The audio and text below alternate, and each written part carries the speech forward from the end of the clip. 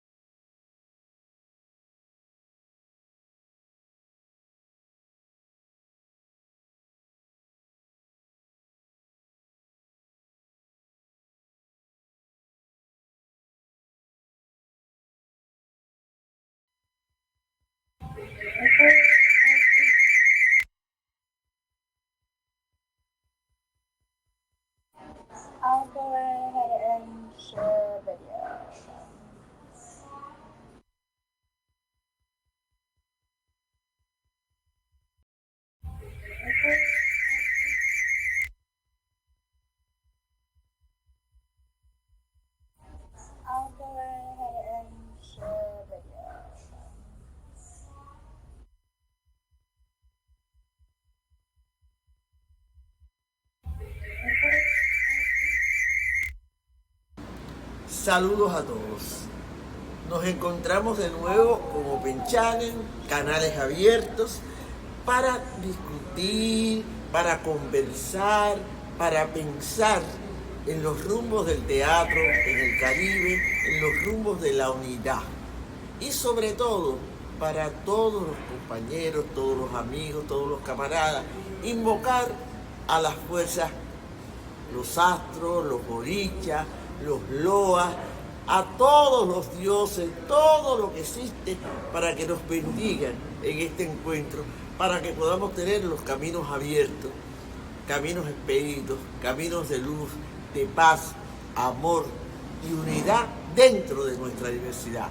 Bienvenidos y bendecidos todos. Greetings, everyone. We meet again with open channels to discuss, to talk, to think about the directions of theater in the Caribbean, about the directions of unity. And above all, for all the companions, all the friends, all the comrades, to invoke the forces, the stars, the Orishas, the Loas, all the gods, everything that exists, so that they bless us in this meeting, so that we can have open paths, expedited paths, paths of light, of peace, love, and unity within our diversity. Welcome and blessings to everyone.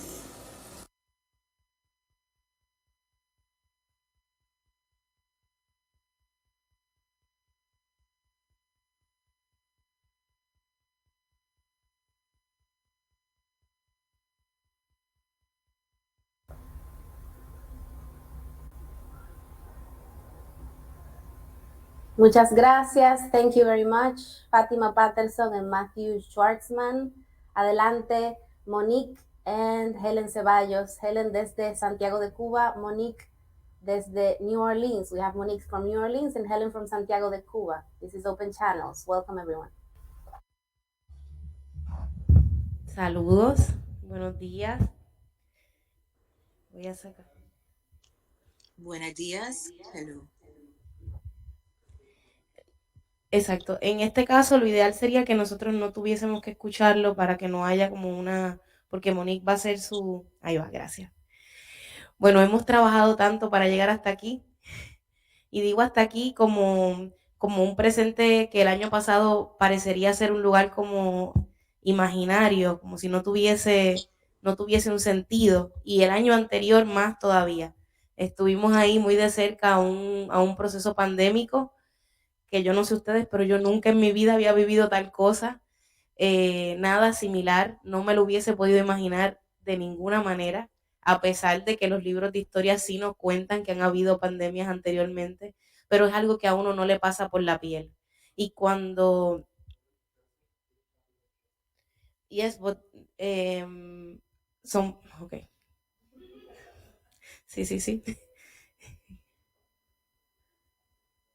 Pero Fabián no me está escuchando a mí, está escuchando a Monique. Ajá. Y así es. Sí. Entonces, para resumir, porque solo tenemos 10 minutos y esta parte realmente es para ustedes, para escucharles a ustedes, lo que yo quiero traer es que cuando Lowell me hizo la invitación a mí a Open Channel, yo estaba en la misma situación que estábamos todos los artistas del mundo y lo más próximo al arte que yo podía ver o entender a mi alrededor era una pantalla llena de cuadritos. Y era tan urgente y tan necesario el ejercicio de vernos y de escucharnos y de estar en comunidad, que entonces esto se empezó a hacer habitual.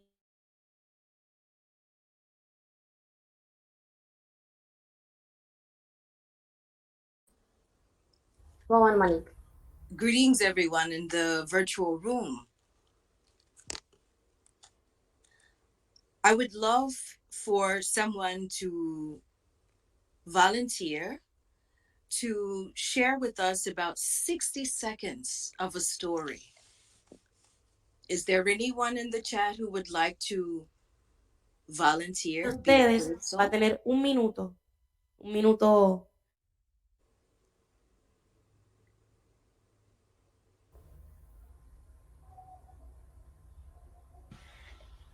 Para gente en lo virtual, Monique nos está pidiendo algún voluntario para que nos haga una historia en 60 segundos. So this will simply be an exercise. Del 86, nació en el Caribe, producto.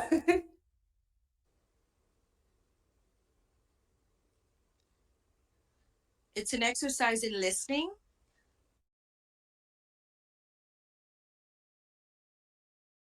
You are muted, Helen. So, yeah. Hello, would someone volunteer to speak for 60 seconds? Agárrese de lo esencial.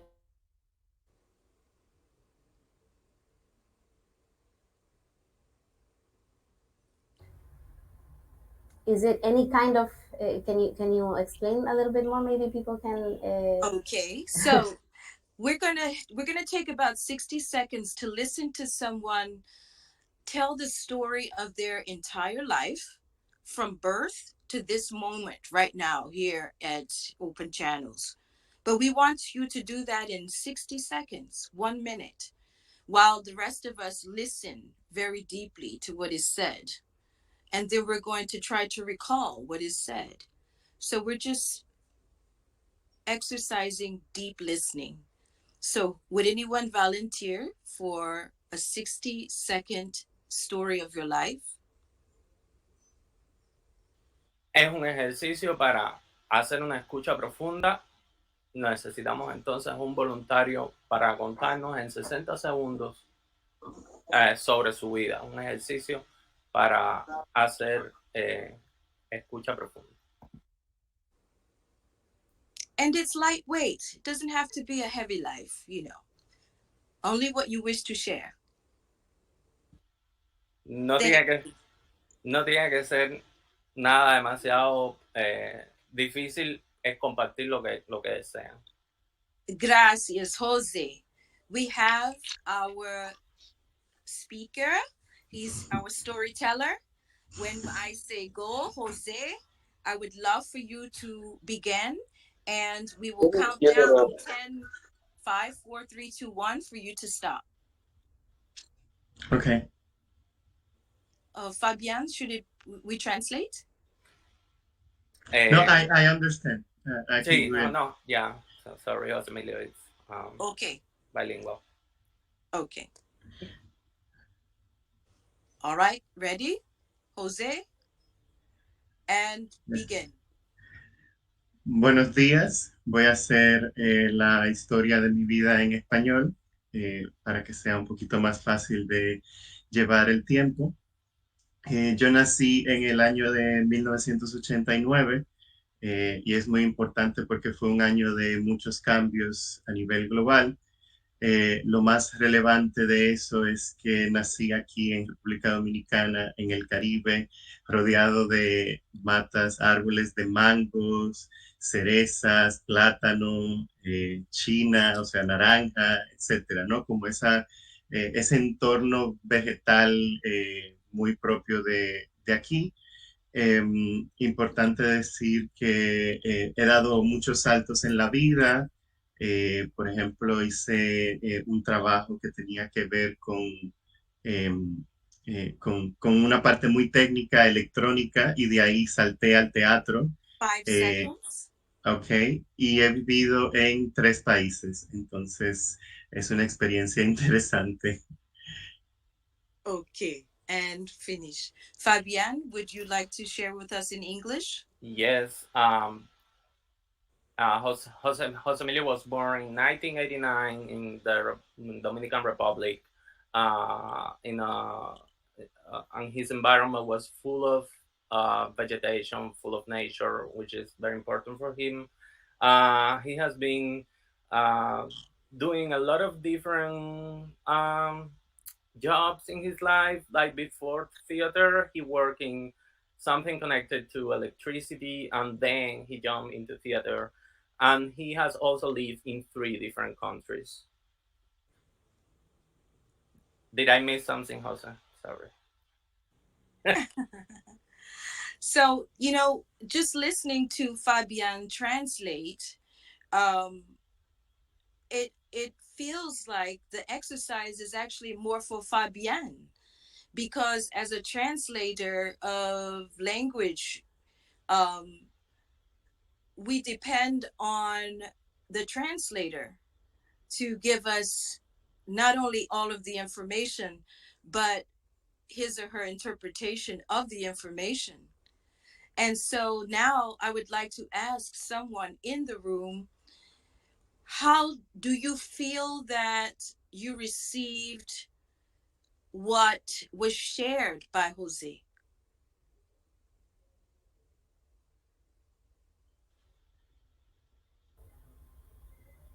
Alguien en la sala que quiera compartir cómo siente que recibió la información de José Emilio. Y previamente Monique estaba hablando de cómo el ejercicio había sido un ejercicio un poco más para mí que para el resto, porque el ejercicio de traducción depende mucho, la información que se recibe depende mucho de... depende mucho de la información que recibe el traductor, cómo la interpreta y cómo la lleva al resto de la audiencia.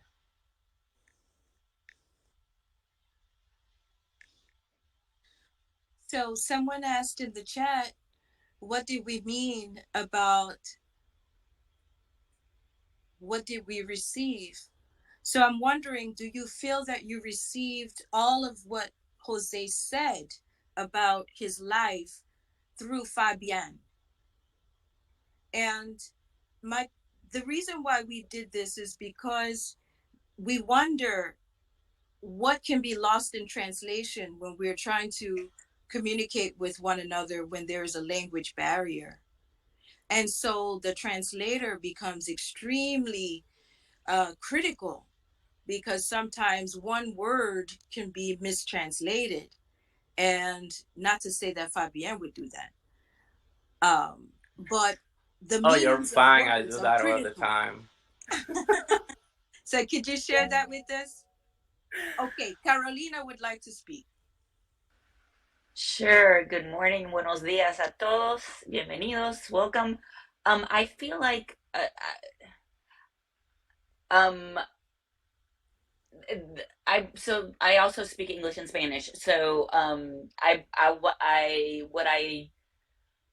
I felt like there were some things that were missed in the translation that as normally will happen, right? Some details about and I'm not sure, I'm actually right now not sure if Fabian even said this, and I was listening to him, but one thing that caught my eye that Jose Emilio talked about was the way he was surrounded by nature and the tropics where he grew up, and that was one thing that I thought was really interesting, and particularly and a detail that he added that I thought was interesting, and I'm not sure if Fabian translated that. Now I don't remember, and Fabian, I can translate myself.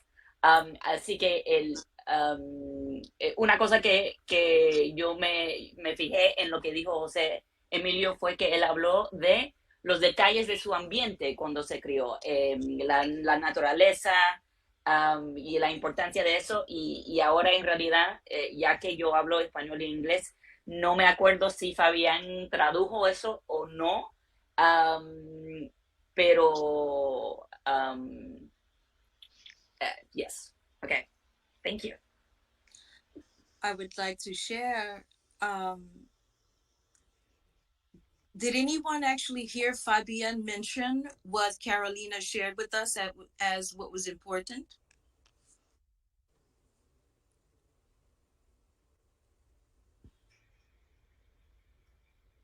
Anyone? Not sure. I would like to say that was the first thing that I heard from Fabian, that it was important to Jose that he was born and surrounded by nature. And so it's interesting how sometimes, even with the word choices that are used, although they describe what was said, some of us may not hear it as what the interpretation is. So in my opinion, even though Fabienne, I feel, shared that information, maybe it's because of word choice that Carolina didn't attach to it very quickly. So my point is this: what can we quickly in 30? Can anyone share with us why you think that we went through this really short exercise?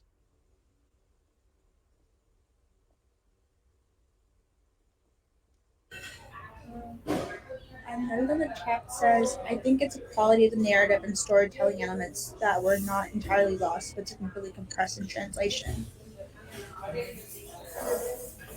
Yes, thank you, Jenny. Would anyone else like to share a thought on what you observed happened?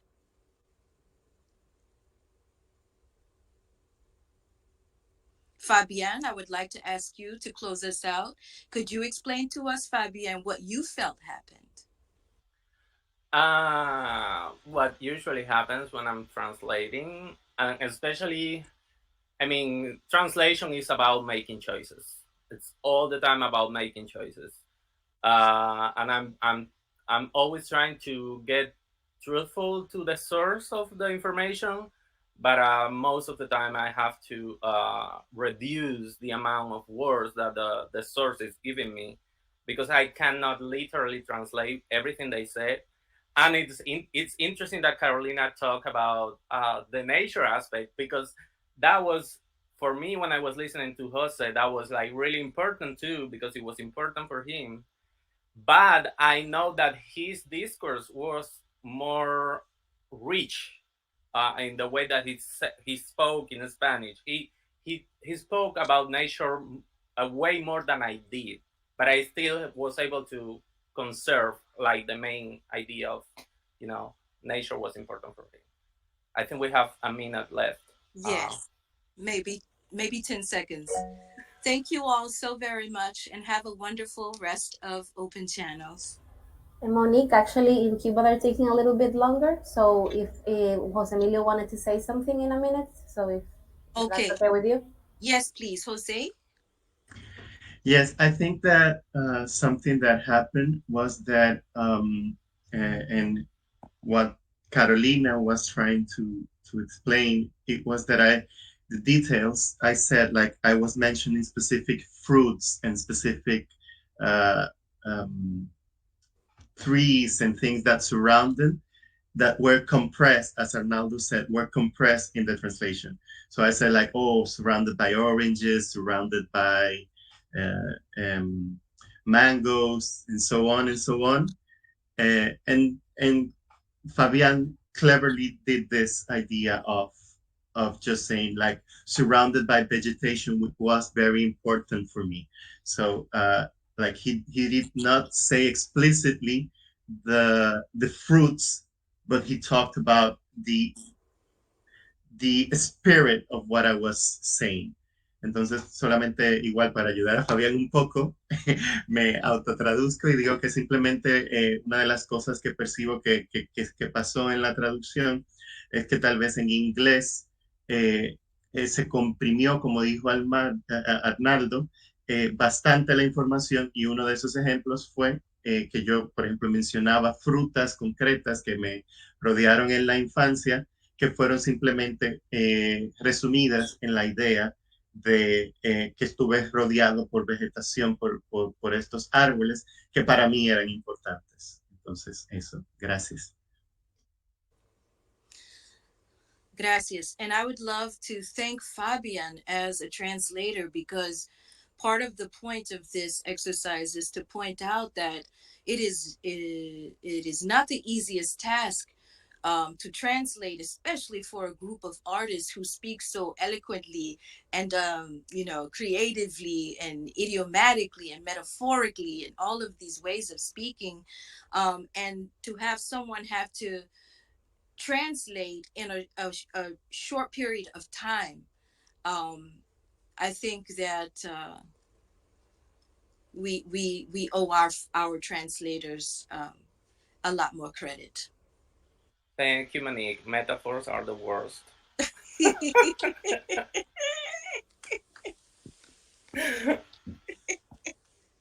Do we still have a couple of minutes? We have a minute. If you can you translate the thank you to yourself, Fabián? Sí, Monique estaba agradeciendo mi actuación como traductor, porque efectivamente la labor de traducción es difícil por sí, pero es más difícil en el contexto de traducir artistas que usan un lenguaje que es más florido, que está más lleno de metáforas, un lenguaje más creativo, más adornado, y puede ser un poco más difícil. Y yo le agradecí y le dije que las metáforas son lo peor. So I ask that all of us, as we hear the translation of what is being shared with us, that we understand that we may be getting, we may be getting the information, but the beauty sometimes get compressed. Yes? Yes. Y Manning nos está pidiendo que entendamos que vamos a estar recibiendo la información, pero probablemente la información esté más comprimida, aunque el sentido esencial de lo que se está diciendo se está transmitiendo. Gracias. Por nada. Gracias, Monique. Thank you, Fabián, and thank you, everyone. Gracias, José Emilio, also. So now, como ven, hemos estado en una sesión somática paralela. Acá en el Jitsi y en Santiago de Cuba están poniendo el cuerpo físicamente, entonces les ha tomado un poquito más de tiempo. So we've had a somatic session that's parallel here in the Jitsi room, and in Cuba they are in 3D. And it's taking them a little bit more time, so we ask. I would like for us to continue then. Okay. Right. Can we try this again? Now you know what we are doing. My intention was for us to do this twice. Okay, we've done it once with Jose. Is there another one person who would like to volunteer? Otro voluntario, si ya sabemos cómo funciona esto. Alguien más que quiera servir de voluntario.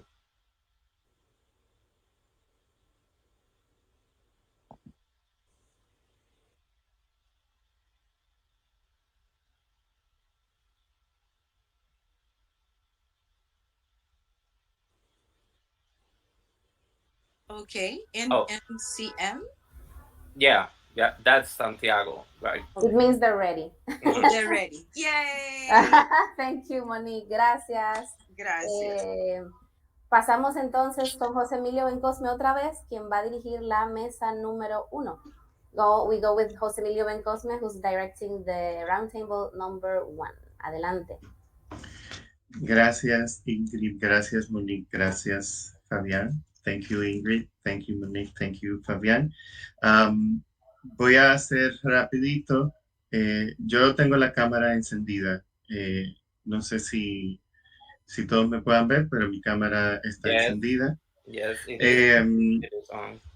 Ok, entonces nosotros vamos a tener ahora una mesa redonda de aproximadamente 1 hora, 45 minutos, dependiendo de cómo fluya la conversación y cómo la dinámica igual con Cuba pueda lograrse. Entonces, en la mesa redonda me estarán apoyando y voy a dar palabra ahora a Fabián para que continúe con la traducción. En la mesa redonda, o si quieres yo mismo me traduzco para darte un descansito también. Como te sea más fácil a ti, José, para que fluya, no sé. Sí, creo que mejor lo hago yo mismo y así tú descansas y solamente te enfocas en los participantes que sí lo requieran. Está bien. ¿Sí? Entonces, solamente voy a decir que me van a estar apoyando en este proceso Jenny e Ingrid, sobre todo en el aspecto del chat y las preguntas y las cosas que vayan comentando ahí. Eso es como una de las primeras cosas. Y dos temas como de orden, es que vamos a estar, son 3 preguntas base que había enviado previamente en una motivación para esta mesa redonda, que van a plantear la discusión, pero se dará como por 3 o 4 intervenciones o 2 a 3 intervenciones, dependiendo de las participaciones. Y esas intervenciones, la última de ellas, dependiendo del tiempo, y ahí me va a ayudar bastante, será la de Cuba, para que ellos tengan tiempo de ponerse de acuerdo quién va a hablar o cómo van a hablar y así ser más efectivos técnicamente en las participaciones. So now in English. First, we're going to have a session of about 45 minutes, 1 hour, depending on how the discussion goes. We are going to talk about theater and ritual. Ingrid Luciano and Jenny Herrera are going to support me in some technical issues, mostly concerning the chat and comments and questions. And they are going to filter the idea so I don't have to be reading and listening and taking notes. So thank you in advance to them.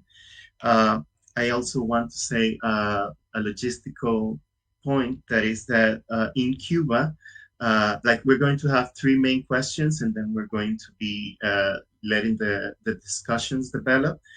But in each of these questions and in each of these sections, we are going to be allowing 2-3 people to talk here in Jitsi, and then the last intervention is going to be in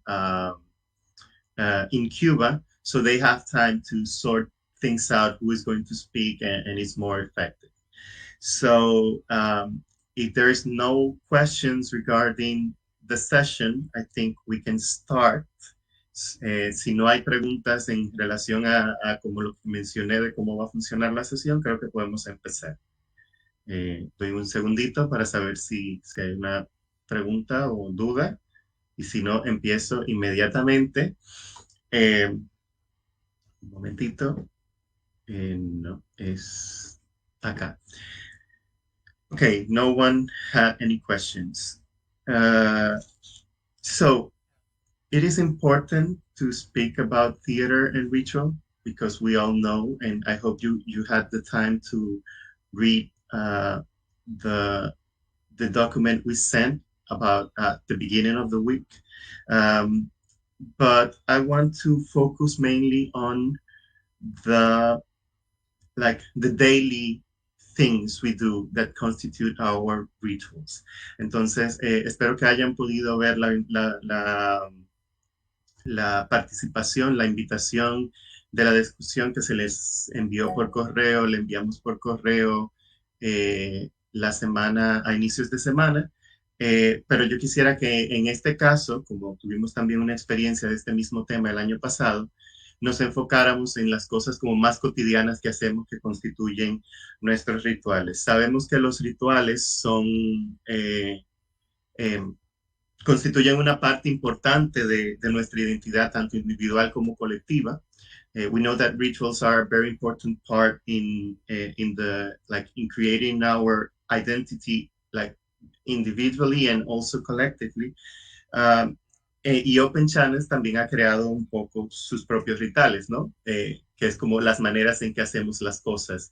Empezar con la bendición, luego ir al grueso de la discusión e ir entrando de a poco en la esencia, ¿no? Open Channels is creating its own rituals in this sense. Like we start with the blessing, we're going doing things and moving forward until we get to the substance of the thing. So, with all this said, con todo esto dicho, quisiera decir la primera pregunta, que es el que va a constituir el primer bloque, que es ¿cuál es el ritual o un ritual que hacemos como artistas y académicos, porque aquí hay artistas y académicos, en el día a día, y cómo esos rituales permiten responder, resistir y sanar frente a la realidad? So, what are the rituals that you do as an artist or academic in your daily life, and how these rituals allow you to respond, resist, and heal in the reality that we are living? So I pass the mic for, like, if anyone wants to speak, you can raise your hand and talk. Ingrid, if you can help me there. Entonces, si alguien quiere hablar, puede levantar la mano y llevamos un poquito el tiempo, y esta es la primera pregunta. ¿Cuáles son esos rituales que nos constituyen en el día a día, que nos hacen a nivel individual, como académicos y artistas, responder a la realidad? Just copying it in the chat. Anyone who wants to speak can raise their hand or say it in the chat. Yo te hago una pregunta a ti, tal vez para clarificar. ¿A qué te refieres con... Dame ejemplos de rituales. Tal vez podemos tener conceptos un poco distintos. What are some, if you can give some example of possible rituals or a concept that can help us guide the discussion, maybe. Ok, sí, bueno, no quería llevarlo como muy académico porque se ha escrito mucho sobre eso y ya Carolina levantó la mano. Voy a contestar y le doy la palabra a Carolina. Pero no, pero básicamente es pensar tipo, y lo hablaba mucho con Matt en un momento, un ritual para mí, desde que yo entro al salón de ensayo, es quitarme los zapatos, centrarme, independientemente de lo que vaya a trabajar, ¿no? Entonces ya ahí yo estoy marcando un ritual porque es una manera de hacer y que me ayuda a entrar al trabajo que voy a hacer. Entonces lo voy a dejar ahí para no ponerlo como muy teórico. So I'm saying that I'm mainly, one of the rituals that I personally do is like when I get to a rehearsal room, the first thing I do is to take off my shoes and feel with my bare feet the ground. And it helps me to get into the work that I'm about to do. So that's like, without giving any more details, that's what like the idea of what I want to start as a discussion. So yeah, Carolina. What I do, primero en español y luego en inglés. La primera cosa que yo hago, me levanto porque trabajo mucho en casa como académica y profesora, es agua. Voy directamente a un vaso de agua y tomo 2 vasos de agua antes de hacer cualquier otra cosa. Es parte de mi ritual durante la mañana, es asegurarme estos 2 vasos de agua. So one thing I do, since I mostly work from home as an academic, as soon as I get up in the morning, the first thing I do is pour myself a glass of water, and that's how I start my day, my daily ritual, but also my work ritual as well. I do not sit down in front of the computer to start working without a glass of water or without having at least had 1 glass of water. That's thinking about rituals, right? So yes.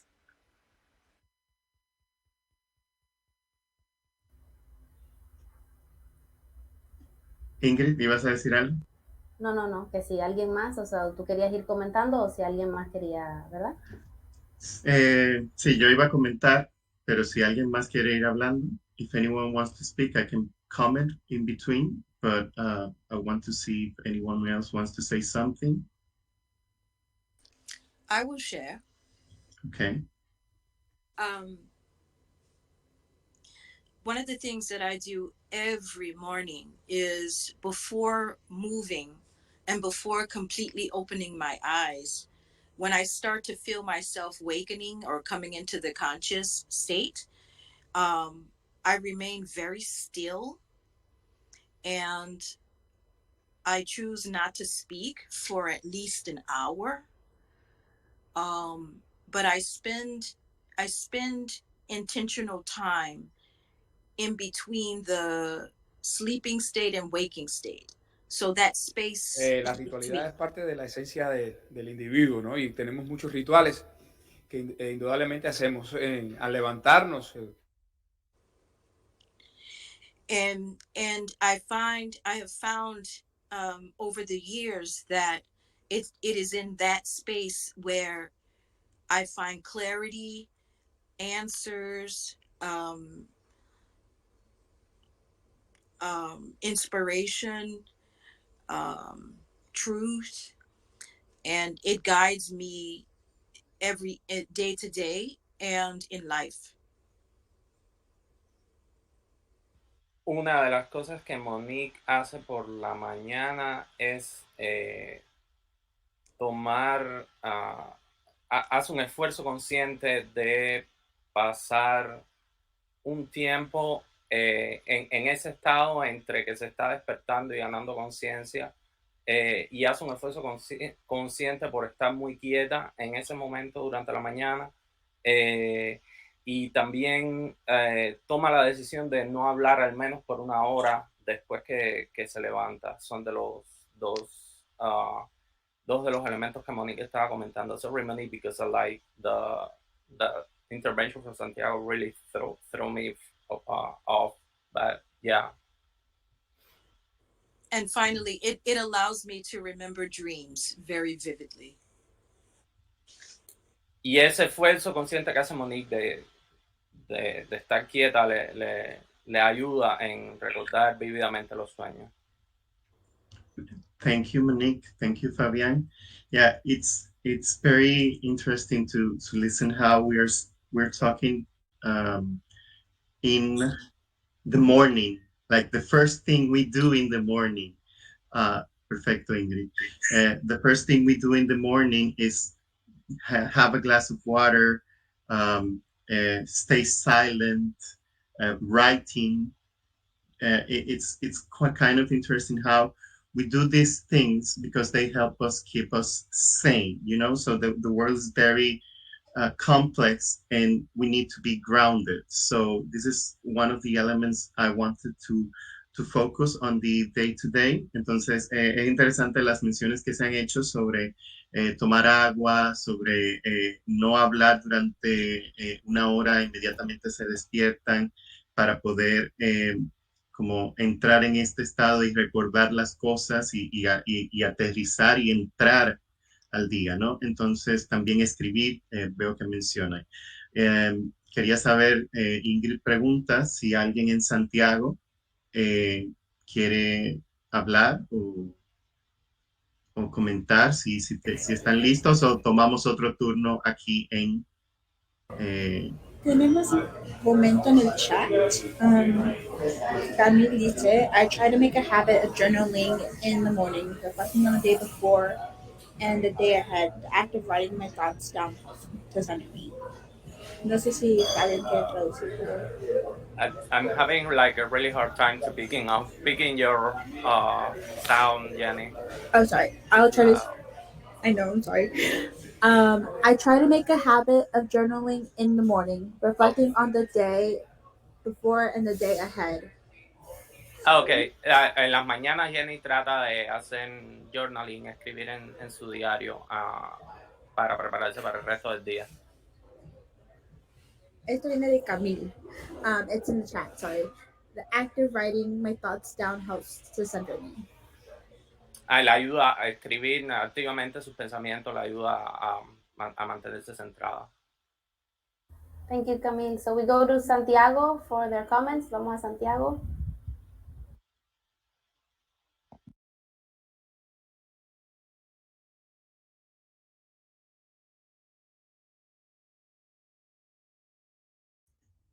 El micro de Santiago no lo han abierto en Cuba.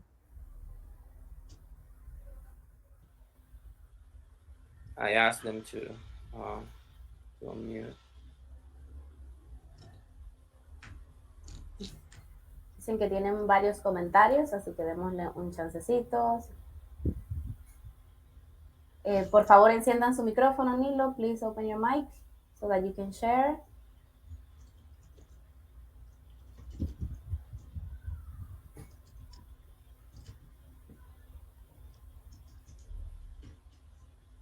Tal vez tenemos un pequeño delay, es posible. Sí. Ok.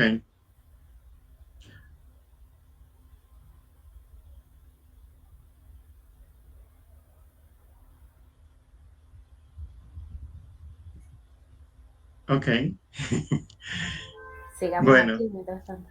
Sí, mientras tanto, voy a hacer un comentario en lo que tal vez responden las personas de Cuba. Entonces, ok, perfecto. Ok. Entonces sí, pero quería como hacer un comentario entonces en función a esta idea de ritual, porque sí. Yo tomo café con mi mamá. Conversar con mi Perfecto. mamá de una cosa, del otro. Hay veces que quiere darme un salmo de la iglesia y digo, ay, no, mamá, no, mía, es muy temprano, en otro momento. Pero todos los días ese es mi ritual. Y yo me he dado cuenta últimamente que en ese ritual yo siempre he venido por una calle Y como a veces venía tan apurada, no me daba cuenta de montones de cosas que hoy, después de este tiempo pandémico, que uno ha tenido que estar muy encerrado, que ha tenido que estar con el nasobuco, que yo me lo debo poner más que nadie porque soy asmática, me he dado cuenta de muchas cosas. Y hace días me estoy dando cuenta que, hace un tiempo, que no soy la misma. Pero ese es mi ritual. Después que tomo el café, ya no cojo camioneta. Ese ritual es entonces la caminata que hago hasta llegar aquí, a Macuba, todos los días.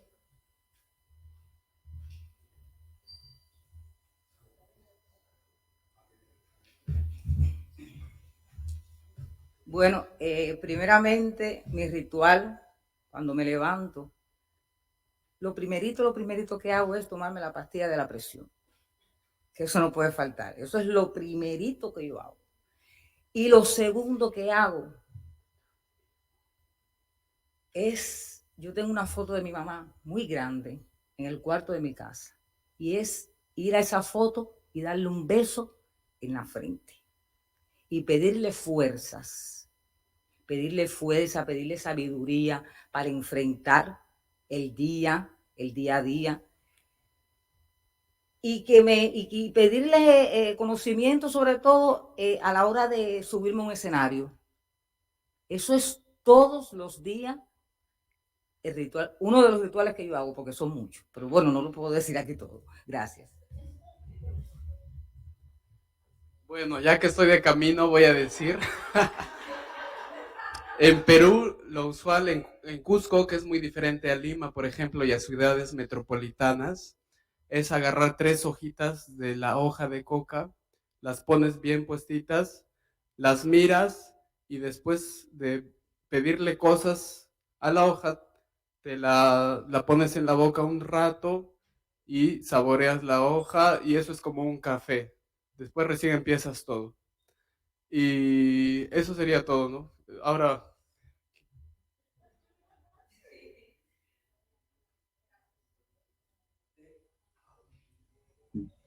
Well, Me anyone parece, else in Cuba? me doy cuenta que no tengo un ritual específico. Esto de abrir los ojos y decir, estoy viva.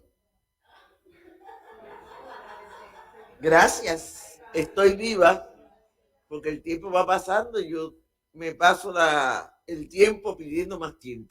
Entonces, estoy viva. Y los rituales tienen que ver con el teatro.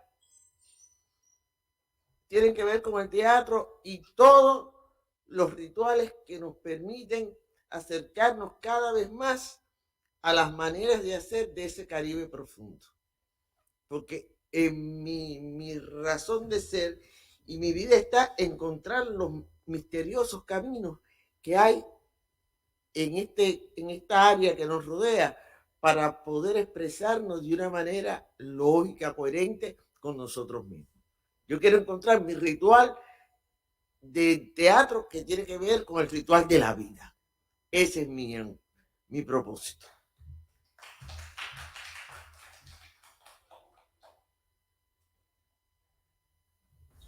Ok, Fabián, te la pusieron difícil, pero te voy a Yes, ayudar para no, resumir. yeah, yes, I can Okay. try.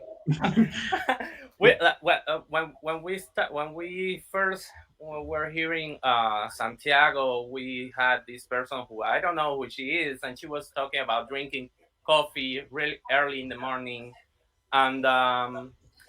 and she was also talking about the changes that the pandemic introduced in her life, and she realized that she wasn't paying attention to a lot of things that were happening around her, and right now she chooses to go to work by foot, not taking any means of transportation, and realizing what's happening around her.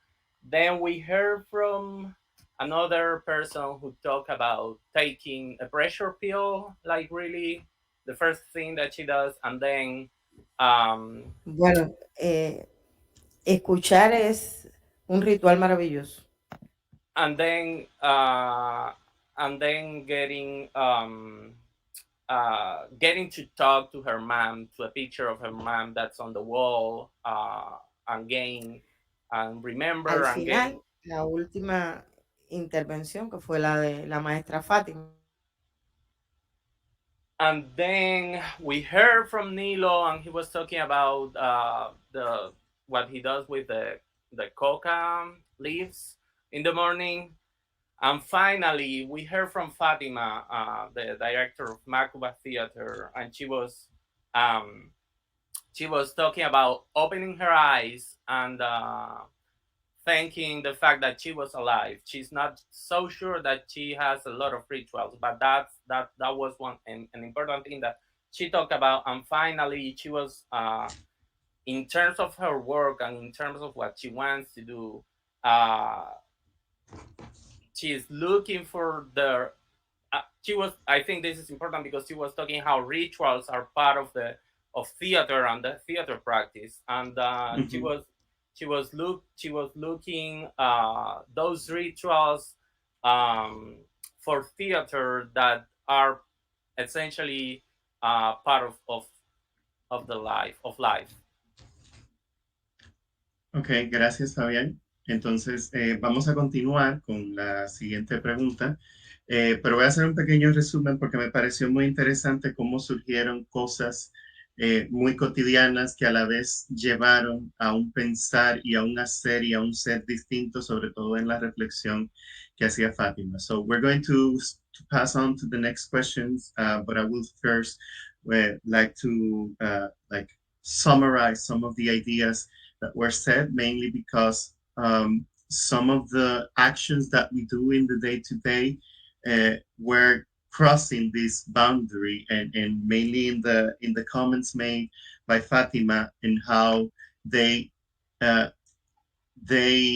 change the way we perform and the way we are being in the terms of theater. And she said something like ritual, that she's interested in the rituals of the day-to-day that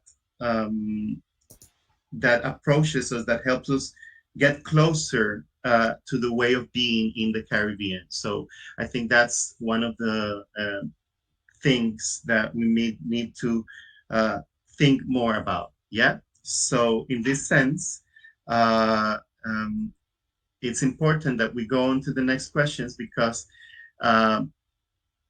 it takes us to the collective now. We were talking first about what we do as individuals, now what we do as collectively. Entonces, en este sentido, es importante pasar desde lo personal también a lo colectivo, ¿no?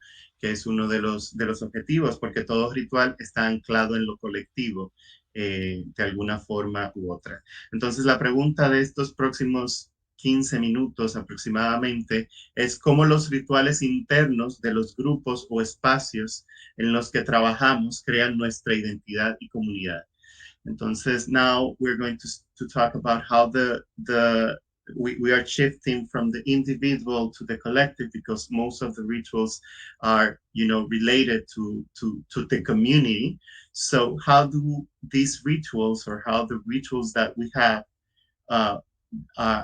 respond to our identity and community? So anyone, open mic.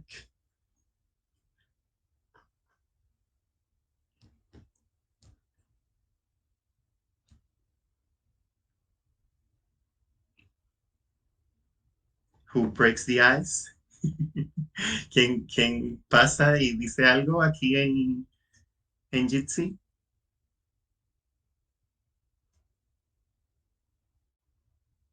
¿Nadie?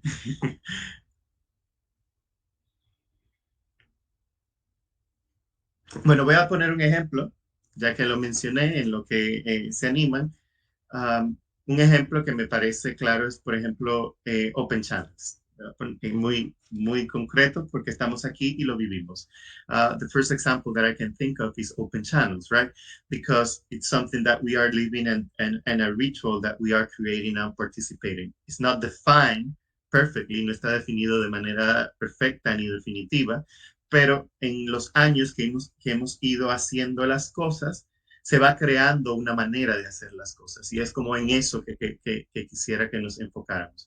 So we are not like a specific, we don't have like a specific ritual in open channels, but in the way we are doing things, we are creating the way we identify in how the community develops. So as I said at the start of the roundtable, we start with a blessing, then we go into the discussions, then we focus on certain things. So what are these rituals that we do in our communities and workspaces? ¿Cuáles son estos rituales que hacemos? Si todavía nadie se anima, puedo seguir dando ejemplos, pero no es el punto. El punto es escuchar y dialogar. Ok, Tomás. Buenas. Sí, hablando de los rituales, en mi grupo el primer ritual, ya que ensayamos en un espacio que no es necesariamente una sala de teatro, es sacar todo lo que está en la sala, limpiarla y ya luego que se seque el piso, entonces empezar a tirarnos en el piso y a calentar, a meditarnos. Ese sería un poco nuestro ritual de práctica que viene de acondicionar el espacio para poder acondicionarnos nosotros. In the case of Tomas, because they don't have an actual theater space for rehearsals, one of the first rituals that he and his group they do is like to get into the space, to clean it, to move everything away, to clean it, and then to take advantage and lay on the clean floor after everything is done. And that's one of the first things they do before starting anything else. Ingrid. Tal vez conectando con lo que dice Tomás, pienso en el trabajo como de formación para jóvenes y de incluso con adolescentes y niños y niñas, como el calentamiento, simplemente el círculo, como la forma círculo, es una cosa que conecta. Y que cuando son un grupo que se están comenzando a formar, sobre todo si son niños y niñas o adolescentes, tú puedes tener como hasta que agarran esa dinámica, puede haber un poco de desconcentración el primer día o lo que sea, pero luego es algo que conecta a todo el mundo en el centro de lo que están haciendo, unido con la respiración. So I'm just saying that educating in theater for young people, for youth and children as well, that warming up in a circle is a ritual that I think makes them focus on what's happening, focusing on their own breathing, and makes everything work after that. Y que en ese sentido, lo que he visto como luego eso les sirve a través de la vida en cosas que hacen, ¿no? Esa simple conexión consigo en la respiración. That this is something that is useful for them in many things in their life, just connecting with your own breathing and yourself before doing something. Y que lo conecto con el trabajo con profesionales del teatro, que pueden tener sus propias formas, su propio calentamiento, su propia cosa, pero como la conexión a través de la respiración y el estar de frente, quizá no en círculo porque trabajo mucho de uno a uno, pero estar de frente nos conecta en lo que vamos a hacer. So working with professionals as well, they have their own way of warming up, etc., but being in front of each other and connecting through breathing is something that makes us work together.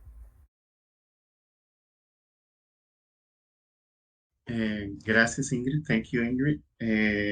So I think we can go to Cuba, yeah, and then I will summarize and think and say some cool things that just developed. Entonces vamos a pasar con Cuba y después de eso hago un resumen para hacer como unas cuantas, hacer un resumen de las anotaciones interesantes que he escuchado en esta participación. Cuba, entonces. Vamos, Santiago.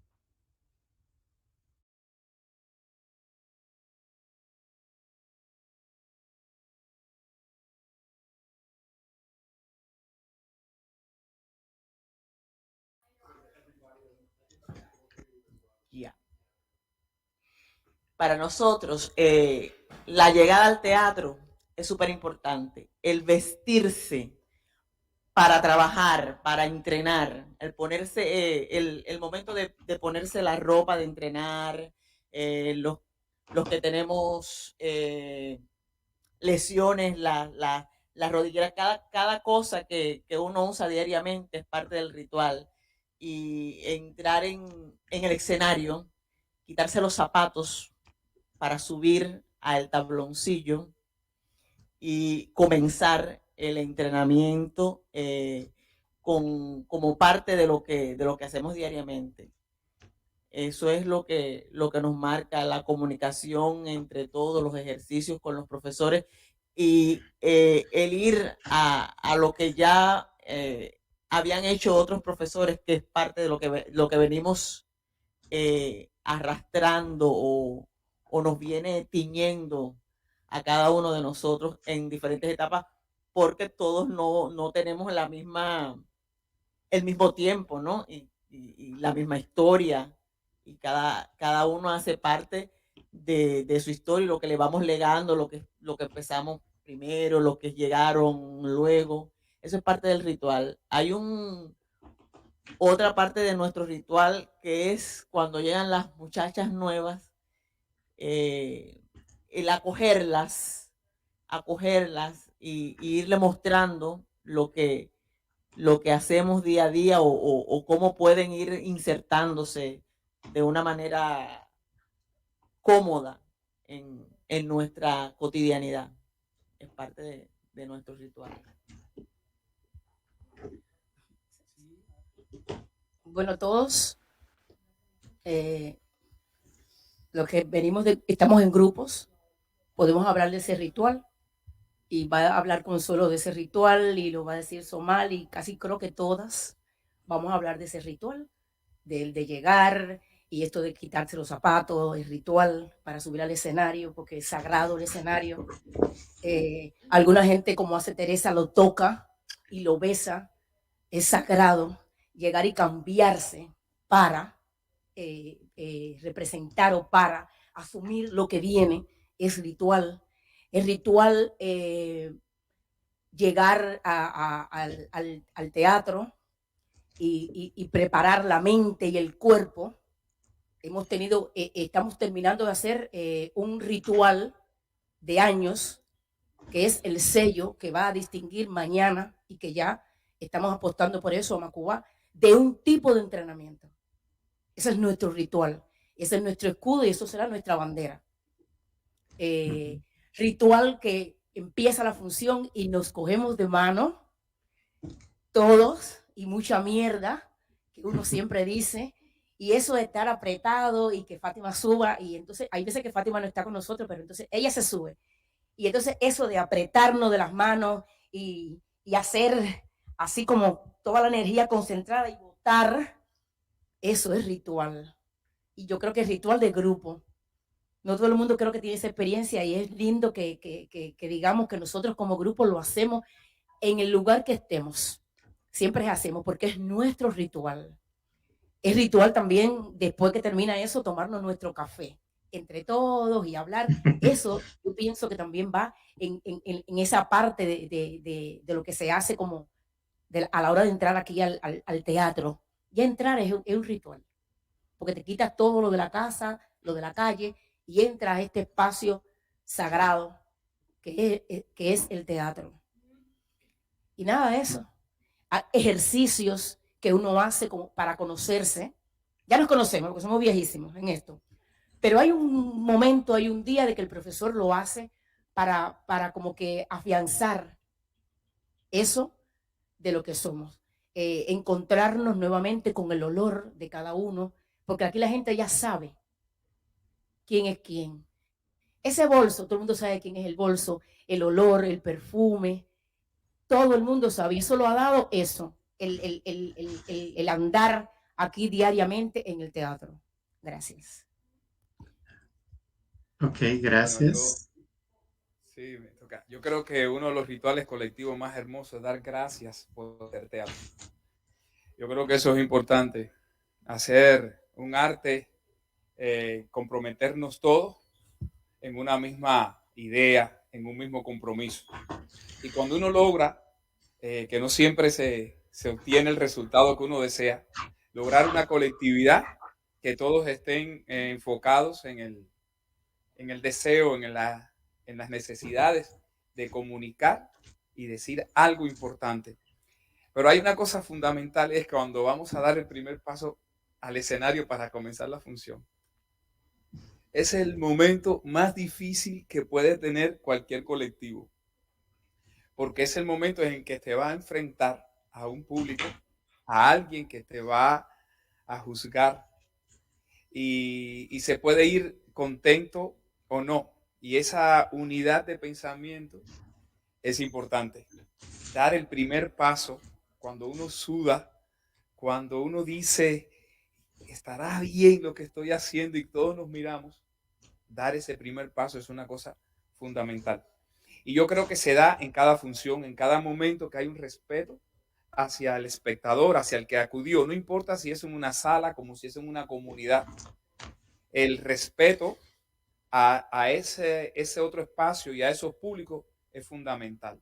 Pero dar el primer paso es un ritual que nos da confianza para lograr una confianza colectiva y esto que muchas veces repetimos, que es la fe en lo que acabas de hacer, pero saber que la verdad no es absoluta, que puede que te estés equivocando.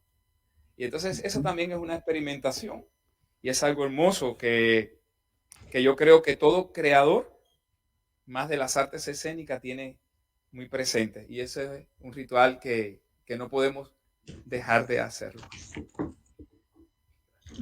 Bien, gracias. We need to, necesitamos continuar para poder dar tiempo a que todas las discusiones se den. No, we cannot see you, Helen, no los vemos, así que podemos seguir intentando ese aspecto técnico. We can still try to fix that technical issue. Para pasar a lo siguiente, Monique, encendiste tu, exacto, gracias, thank you. Vamos a pasar a lo siguiente. Yes. Permiso. Just so you know, we're doing our best at this end. For some reason, Jitsi does not seem to want us to send the video signal out. So we'll just keep going like this, if that's okay. Yes, it's okay. It's just that it will be nice to see if, since we don't know all of the people that are talking, maybe to see them will be refreshing, but at least we listen very well what you're saying. So thank you. It will be better, but if it's okay, we are hearing very clearly what you're saying. So that's amazing. Thank you. Entonces, tenemos que continuar. Dijeron cosas muy, muy interesantes y me llama mucho la atención cómo las cosas cotidianas pueden ser relacionadas con cosas más, como dirían algunos, trascendentes. Por decirlo de una manera, pero yo creo que en la cotidianidad, la trascendencia está en la cotidianidad. Entonces, I'm just saying that there were many things, very interesting things that were said that some people will if they see it from outside, they might not see the transcendence, the relevance of these things. But I do believe that this getting to another stage, this relevance, this transcend, this plane or whatever you believe comes from what you do in your day-to-day. So this last question is related to the first one. Esta última pregunta está relacionada con la anterior, la que vamos a ver ahora para los últimos minutos. Y alguien más o menos lo esbozó, alguien de las que habló en Macubá, es esa relación con los profesores o con las otras personas que han estado en el grupo. Entonces, la siguiente pregunta es, si tu práctica es solitaria, para aquellos que no trabajan en grupos, que trabajan desde el performance, que trabajan desde la academia, si tu práctica es solitaria, ¿cómo creaste estos rituales? Y si la práctica es colectiva o grupal, como hemos escuchado, ¿cómo se crearon esos rituales del grupo? Y en ambos casos, ¿responden estos rituales a alguna tradición que honres en ese proceso? If you can help me, Ingrid, con la pregunta en inglés, que no la tengo a mano. Okay, thank you. Gracias, Jenny. Thank you, Jenny. So in English, that will be, if your practice is solitary, how did you create your rituals? And if your practice is part of a collective or group, how were the group rituals created? And in both cases, do they respond to some tradition that you honor in the process? Oh, and I'm sorry, Fabian didn't translate the last question. Yes, that's. I can talk about it if you want me to. Yeah, I was, maybe you talk about it, and yeah. while you refresh what people say, we can have like the turns, like people who want to talk, raise their hand. So after you finish, everyone goes. Una vez que ellos esbozan las preguntas. ¿Cómo? No, no era con nosotros. Okay. No. So Fabian, please. Yeah. For Monique and all the people. Yeah, that we had like 3 different interventions. 2 of them were very focused on one of the rituals that they were talking about. Is like, you know, coming to the theater, like that arrive into the space. Like Tomas was talking for us in the virtual room. And everything that involves getting ready for a rehearsal, for a daily practice, you know, getting dressed, getting to wear the work clothes, anything that you put on your body that it's going to allow you to being in the space and working in the space. It can be something like something on your knee or something else that you need for the work. Taking off the shoes, that was also another thing that they were talking about. Like the first intervention spoke about making like the new members of the group, making them feel welcome in the group and show them the ways in the group, and that's parallel. The rituals help in that also. The second intervention was one of the things that she was talking about was the fact that as a director of a group or as an artist that work with a group of people, probably a lot of them are going to talk about, you know, what I was saying, like arriving to the space, getting ready, taking off your shoes, getting on the stage, and get the mind and body ready for the work that you're going to do on the day. And the third intervention, he opened with the ritual of thanking for the theater, thanking for the ability that we have to create. He talked about the how important is the commitment to make art.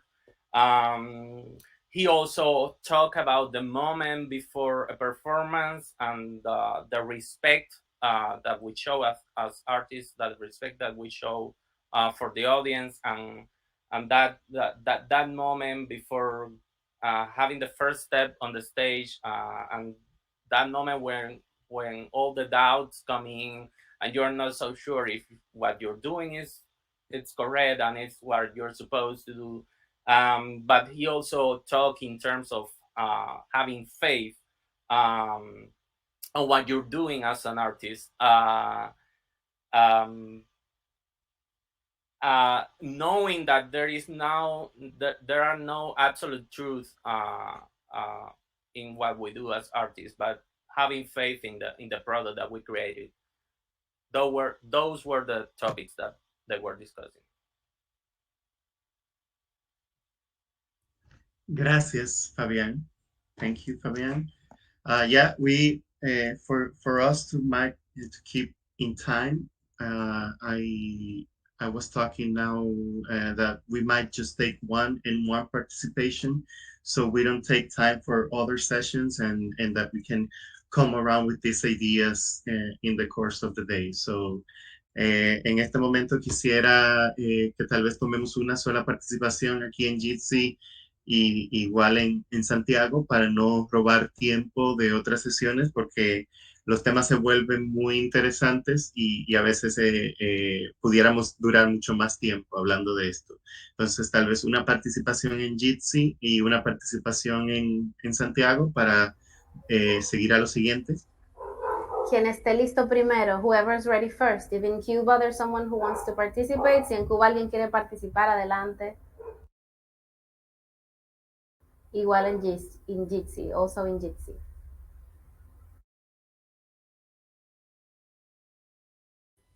I repeat the question. The question is, if you practice solitary. Okay, ya abrieron en Cuba. Vamos con Cuba. Can you repeat the question? Oh, okay, I was going to do that. If your practice is solitary, how did you create your rituals? If your practice is part of a collective, how were the group rituals created? And in both cases, do they respond to the traditions that you honor in the process? En español, si tu práctica es solitaria, ¿cómo creaste tus rituales? Si tu práctica es colectiva o grupal, ¿cómo se crearon los rituales del grupo? Y en ambos casos, ¿responden a alguna tradición que honres en el proceso? Sí. Bueno, yo vengo de la academia, de la escuela de arte, y ya entré hace 7 años en Magua. Y al principio solo me dejé llevar, o sea, me entregué y me dejé guiar, porque como bien había dicho en la presentación, era un cuerpo, una mente, una persona que trataba de siempre encajar, y estaba como que todo el tiempo simulando, y todo eso empezó a perderse cuando fui reconociéndome. Luego me di cuenta en algún momento que empecé, y lo asumo como ritual, tal vez ahora me doy cuenta, que es primero, antes de empezar el entrenamiento, que es nuestro ritual colectivo de todos los días, es saber cómo están de salud mis compañeros, porque yo siento que sabiendo cómo se encuentran ellos, o sea, porque aquí hay personas, actores que tienen muchas lesiones, sabiendo cómo se encuentran ellos, en qué nivel, en qué disposición están de entregarse a ese entrenamiento, que es un acto sagrado para nosotros. Sé o pienso que sé, yo siento en qué dimensión puedo moverme, porque aunque sea un ejercicio individual, es también un ejercicio colectivo. Gracias. ¿Alguien Fabián? aquí? Fabián, sí. Yes, I can translate if you want me to. She was talking about coming from academia, from the art school, and she has been with Makuba for 7 years. And in the beginning, she was like just learning her ways within the group.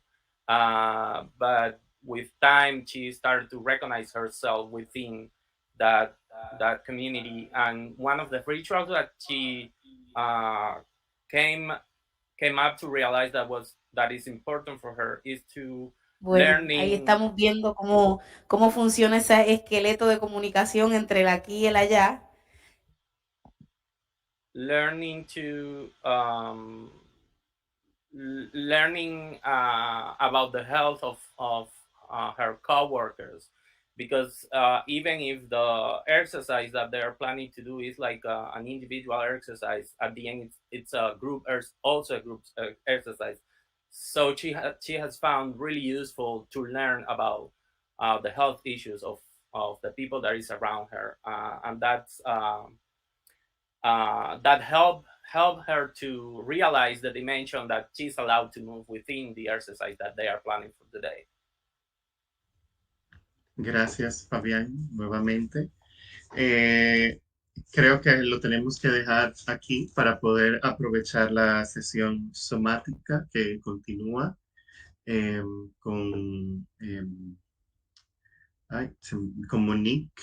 So, vamos, thank you for your participation. And now to the next element. BJ?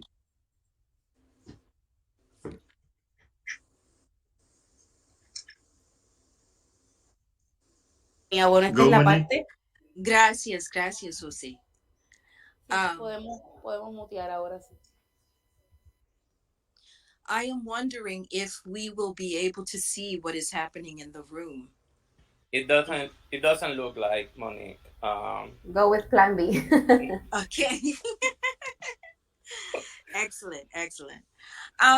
So I'm going to ask us to do something that some of us may not have prepared, Is it possible for us to turn on our cameras? If you would like to participate, we will need to see everyone in the room. So I'm going to ask us now, if we will, turn on our cameras to see the beautiful faces, including myself.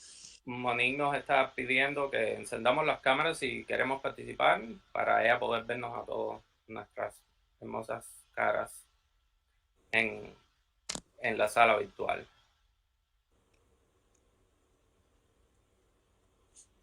Is anyone else prepared to show your face? No? All right. Fabienne, I am going to modify this exercise to relieve us of the need to see faces. But now I would like to ask if there's anyone who will refrain from using voice. Since we're not going to see faces, I'm going to shift it to audio. Fabienne, could you ask everyone if there's anyone who would not like to participate? Monique nos pregunta si hay alguien que no quiere participar y ella va a reorientar el ejercicio hacia audio si no queremos mostrar las caras. Pero si alguien... Sí, José. No, I want to participate. I just want to know if I can have like 1 minute to grab some water. Absolutely. Okay, so be right back. Okay. All right. So let me share with you what we plan to do. Thank you, Thomas. This exercise I have found to be quite, interestingly successful with students in the college. So I've been an adjunct professor for a little while, and I always wanted to let the students know that everyone in the room is being seen and heard. And so one of the first things that I always challenged myself to do was to learn everyone's name as quickly as possible. And sometimes you would have 20 students, sometimes you'd have, just variations of students. And over the years, you have a lot of students.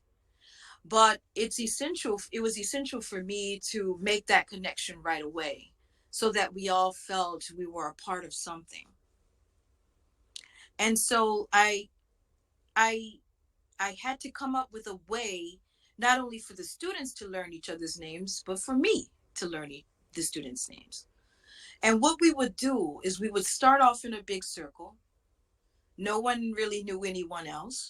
And after introducing our names and what, where we were coming from, what states, Fabienne, I'm sorry, I should let you translate a little bit, yes?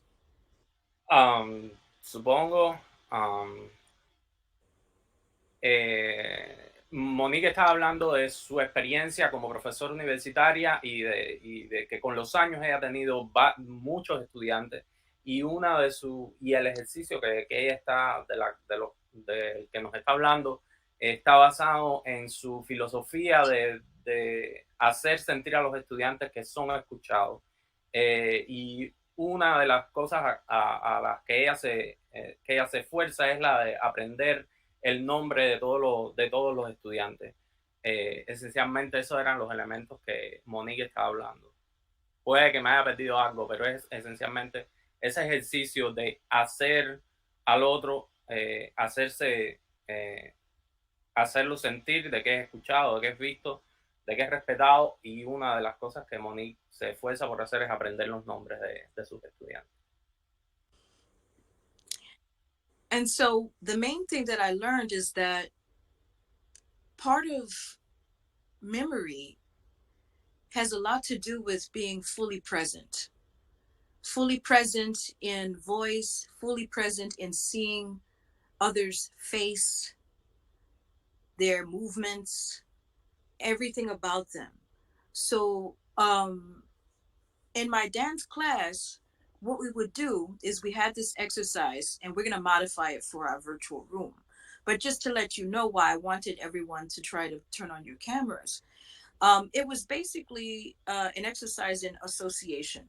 So the first student in the circle would say his or her name and make a gesture or a movement that would be the visual association. And so we would not only have audio, but an actual movement that would associate with that person. And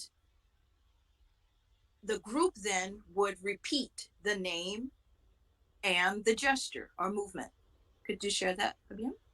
Sí, el ejercicio que Monique tiene experiencia con sus estudiantes en un círculo y que se basa en la idea de que la memoria depende mucho de la totalidad de la información que recibimos. Y el ejercicio que ella utiliza es en el círculo de estudiantes, el primer estudiante dice su nombre y un movimiento. Y luego el círculo repite el nombre del estudiante y el movimiento que el estudiante realizó. And so now what we would do is we would go around the circle. Each student would say the name, make a gesture. The group would repeat. And then the second student would say his or her name and make a gesture. We would repeat it, but then we would go back to number one and add the two together. So we would say the first name, make the gesture, then say the second name, make the gesture, and then we would go to the third person. The third person would say a name and make a gesture. We would repeat it, but then we would go back to the beginning, say the first name and gesture, the second name and gesture, the third name and gesture, until we went all the way around the circle, creating a phrase. Y vamos a empezar. La primera persona dice su nombre y el gesto, y luego la segunda persona, y luego repetimos el nombre y el gesto de esa persona. Luego la segunda persona dice su nombre y su gesto, bueno, hace su gesto. Y repetimos en el círculo y volvemos a la primera persona y repetimos el nombre y el gesto de la persona y el de la segunda persona. Y luego viene la tercera persona, dice su nombre, hace el gesto, repetimos esa persona y repetimos después el orden, de manera de poder crear una frase. I think I got that right. I trust Carolina is saying it's not in her head, so I guess I got it right. And so, amazingly, within 45 minutes, we would learn the names of 20 people. And it was amazing. What I would then do is I would break it down, break it into visual and voice, so that I would ask a student, okay, now let's just do the movements without saying the names. So then we had a choreographed phrase. Then we would say the names without the movements in the order. And then I would ask a student to try to say the names and the gestures all the way around the circle, one person. And amazingly, I would get students to do it. Y es impresionante la manera en que la gente recuerda la información de esta manera. Y Monique entonces le pide a los estudiantes hacer repetir solamente los gestos o repetir solamente los nombres y después pedirle a un solo estudiante repetir toda la información de todo el mundo. Y es realmente impresionante cómo los estudiantes son capaces de retener la información. And so now that we look at the room in Macuba, we just got a nice pan of those who are in the room. So imagine we would learn everyone's name in that space within a matter of minutes. And so without using the visual part, I would like for us to try doing the audio. So if you will, please at least turn on your audio. We're going to see if we can say these names and start to remember who's in the room. So just your audio. It might sound a little loud. We may hear birds chirping, but that's okay.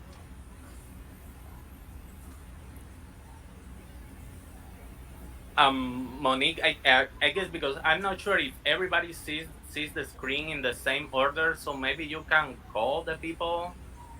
Yeah, I'm going to call them. Oh, so okay, we're not going to do a visual. Okay. All right, so here's what we're going to try. This is the experiment. I will call the first name of the person who we are trying to remember. And you're going to clap your hands for the number of syllables in that name. I will do it first, and then everyone will repeat it after me. For example, my name is Monique.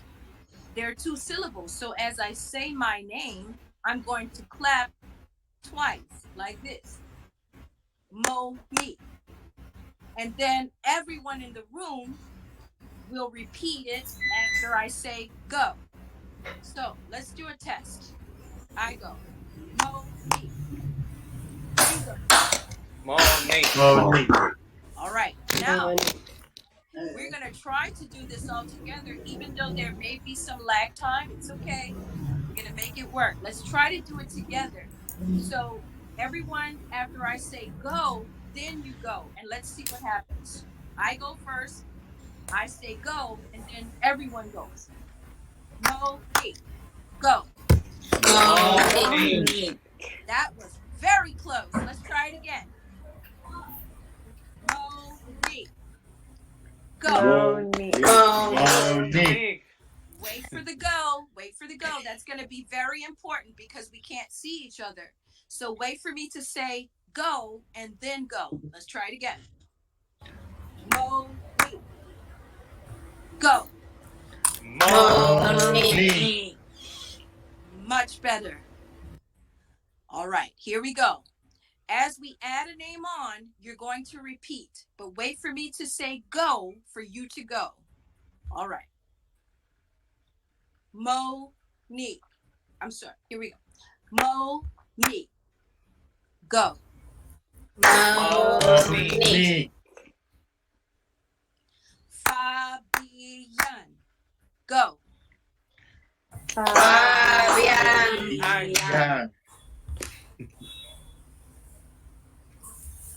Monique. Fabian. Go. Monique. Fabian. Excellent. Jenny. Go. Jenny. Monique. Fabian. Jenny. Go. Monique. Fabian. Jenny. Carolina. Go. Carolina. Monique.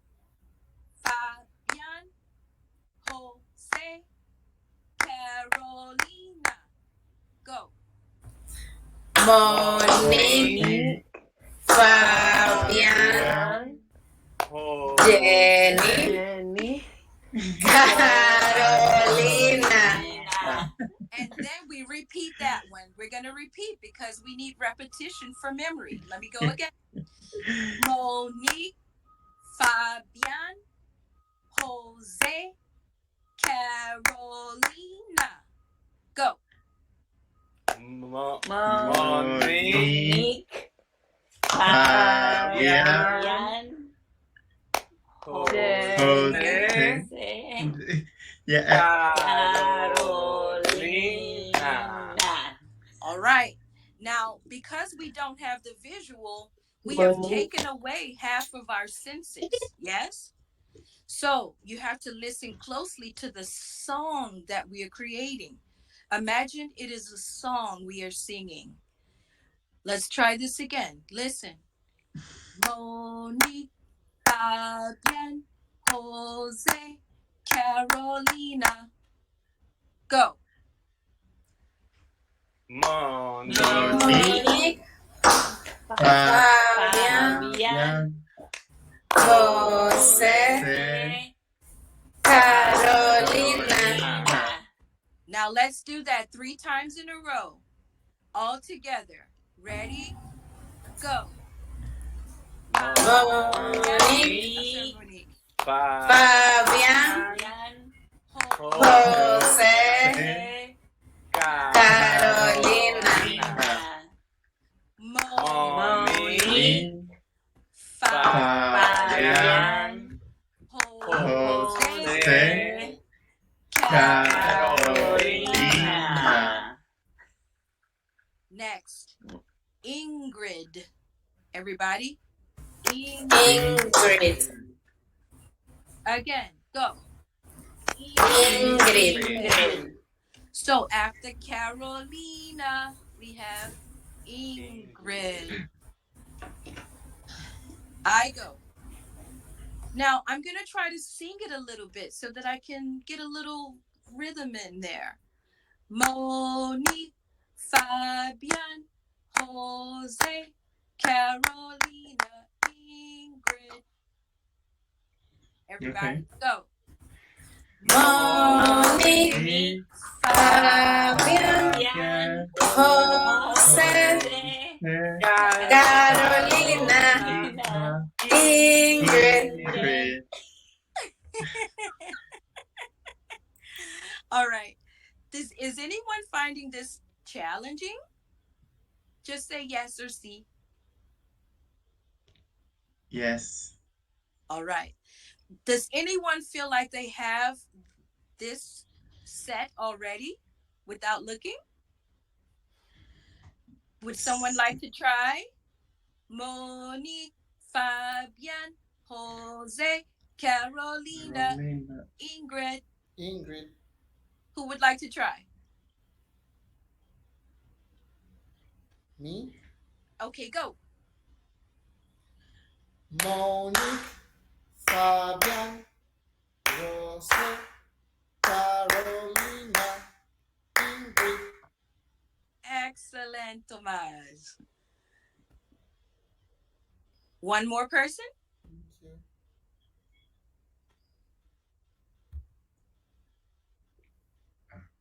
I can do it. Go. Monique, Fabian, Jose, Carolina, Ingrid. Excellent. Now you have to believe that you can do it. If you start out thinking, oh, I can't, I don't know if I'm going to be able to remember, you've already defeated yourself. Believe that your mind can do it. Let's add another one. Is it Lourdes or Lord? It's Lourdes. Lourdes. All right. Lourdes. Go. Lourdes. Sorry, my mic is open. It is. So after Ingrid, we have Lourdes. Everyone say Ingrid, Lourdes. Ingrid, Lourdes. All right. Everyone say Carolina, Ingrid, Lourdes. Carolina, Ingrid. Lourdes. All right. Now let's try the 6. I go first.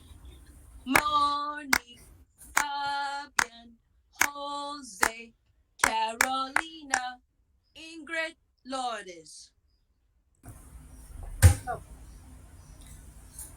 Go. Monique, Fabian, Jose, Carolina, Ingrid, Lourdes. Lourdes. All together. Come on, come on, stay with us. All together, everybody. We can't see your face, so it's okay. Ready? All together, let's try it 3 times without looking. Close your eyes and see if you can get it.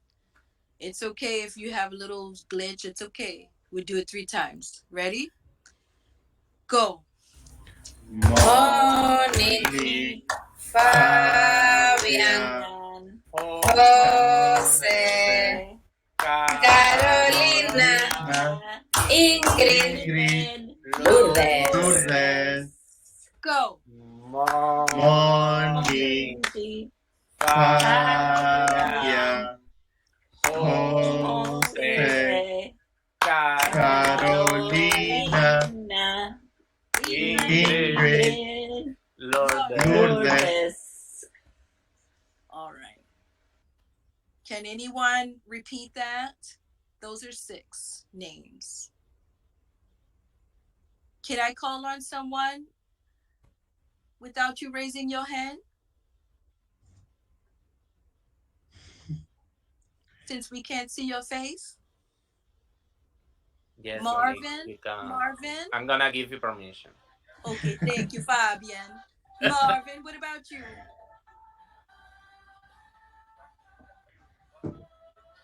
I think Marvin is on the go right now. He said in the chat that he's kind of moving in between communities, so he's going to be for right now. Okay. How about Lourdes?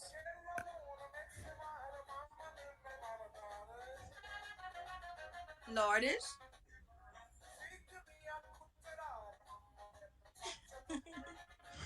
I think we're in the room now. Are we in Macuba? No, they're muted. Okay. Yeah. All right. Since we can see Macuba, everyone, actually, let's shift gears. Look at Macuba. We had another exercise that had to do about observation of the participants in the room.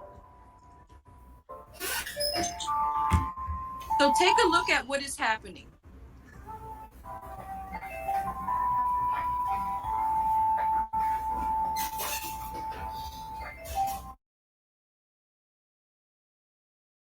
Monique, if you wanna talk, you have to mute yourself. Somebody was having a music on the background and I mute everybody. If you want to say something, you have to unmute. Thank you. Okay, perfect. Did you guys hear the part about observing the room? Yes. Okay. So keep observing the room. What I would like for you to focus on are the gestures, the movements of the body.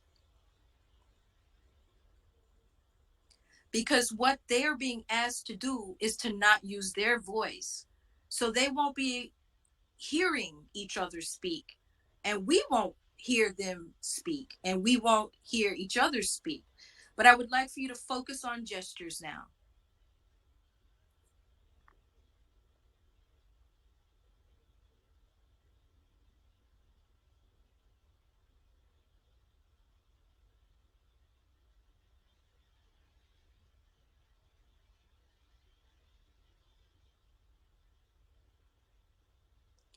And from this point on, I would like for you to remember just by the movements what you think is happening.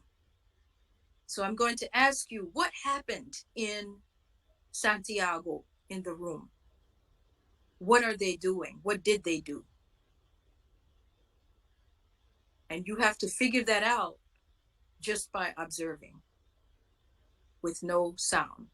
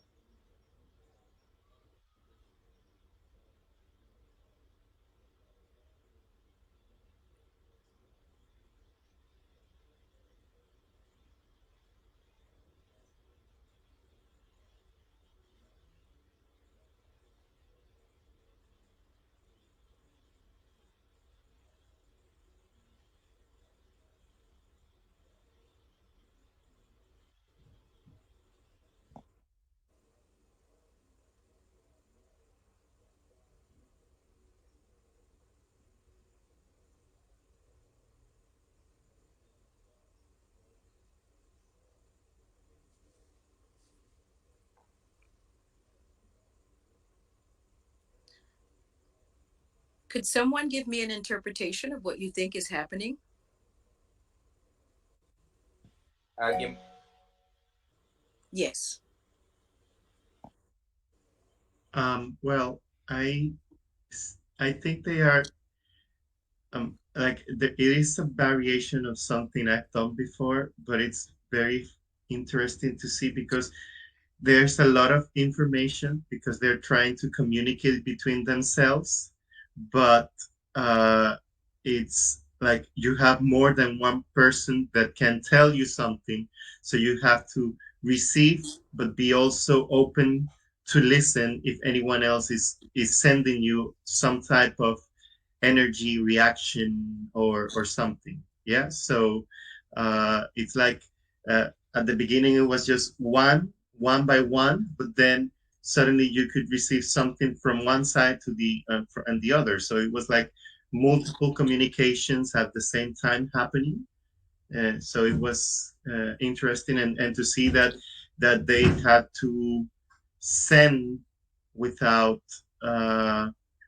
verbalizing. It was just, like leaning forward, clapping, using the eyes, and things like that. Fabián, si te voy a pedir que lo traduzcas. Bueno, yo creo que lo que voy a decir en español es lo que yo estaba viendo, pero es lo mismo que tú estabas viendo y la gente se estaba tratando de comunicar y ellos no podían hablar pero estaban recibiendo mensajes de diferentes personas y la comunicación entonces, y estaban pasando ese mensaje y la comunicación era más extraverbal, con palmadas, con el rostro, inclinando el cuerpo hacia adelante. Y realmente es interesante ver cómo se desarrollaba el ejercicio. I think that's what you said, Jose. I'm not sure. But that's what I saw. Anyway. Yes. We said the same then. You translated Okay. and said your idea. Excellent. Would anyone else like to? Thank you, Jose. That was, yes. Would anyone else like to add something that you saw or your interpretation? What about the emotion in the room? Could you tell emotion in the room? Yes. What did you see? Excitement. There's a lot of excitement going on. Mucha excitación, digamos, como eso, juguetón, como dice José Emilio, playful.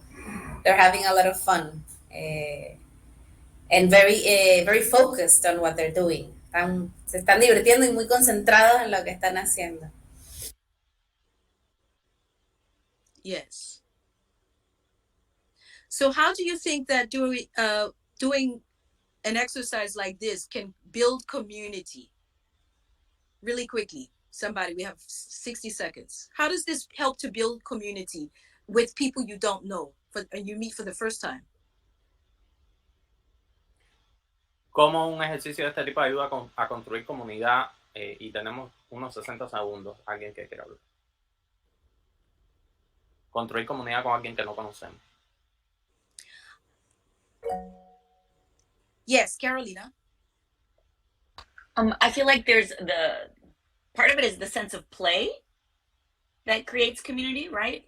Also the eye contact, right? They had to pay very close attention to each other.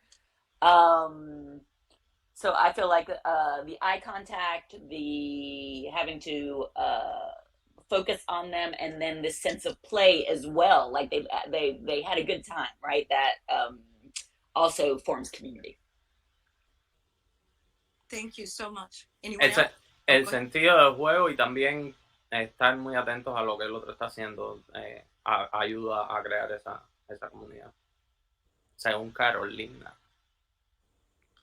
So I would like to just add in our last seconds, interaction with each other, being present with each other, responding to each other, communicating with each other, seeing each other.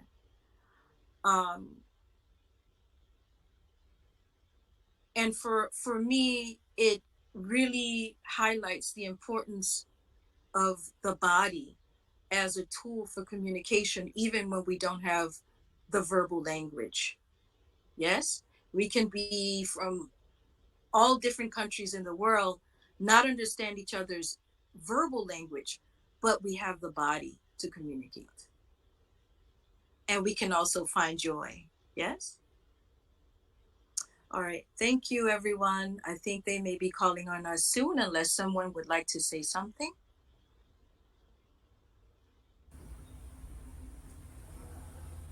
Gracias, Monique. Creo que están todos, they are still saying something, like probably that's the last participation, so. I would like to ask you guys a question. Reflect on why you chose to not turn your video on. I don't need an answer, but I would like for you to reflect on that for yourself. Because we're in a conference called Open Channels. I would like for you to reflect on a choice to leave your camera off.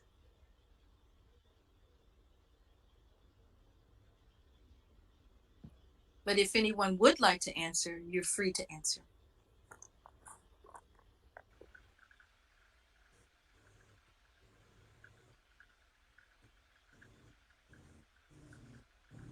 And I say that in a very loving spirit, because you know, not all of us were able to make it to Santiago, Cuba, and so the way that we have to connect with each other is via this technology, and there are pros and cons, obviously, but sometimes when it's all that we have,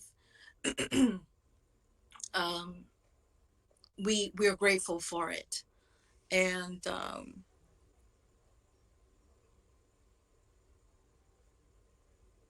I have to admit that I have a small sense of longing to see the faces behind these names, even though it is your right to remain where you are. Your privacy is yours.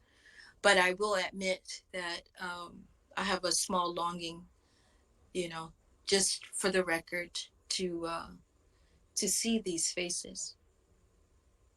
Thank you, Tomas.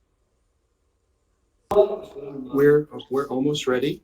We're finishing our last answer. Okay, gracias. Gracias.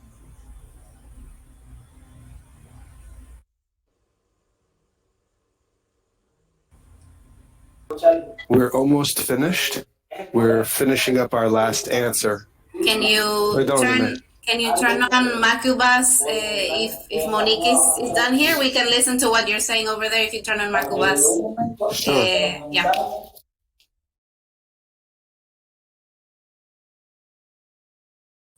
We're finished.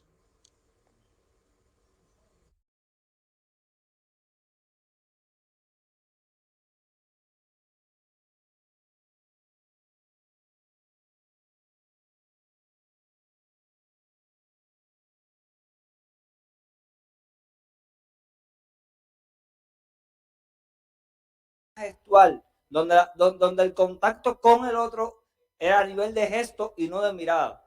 Y entonces se generalizó en todos el asumir la norma gestual.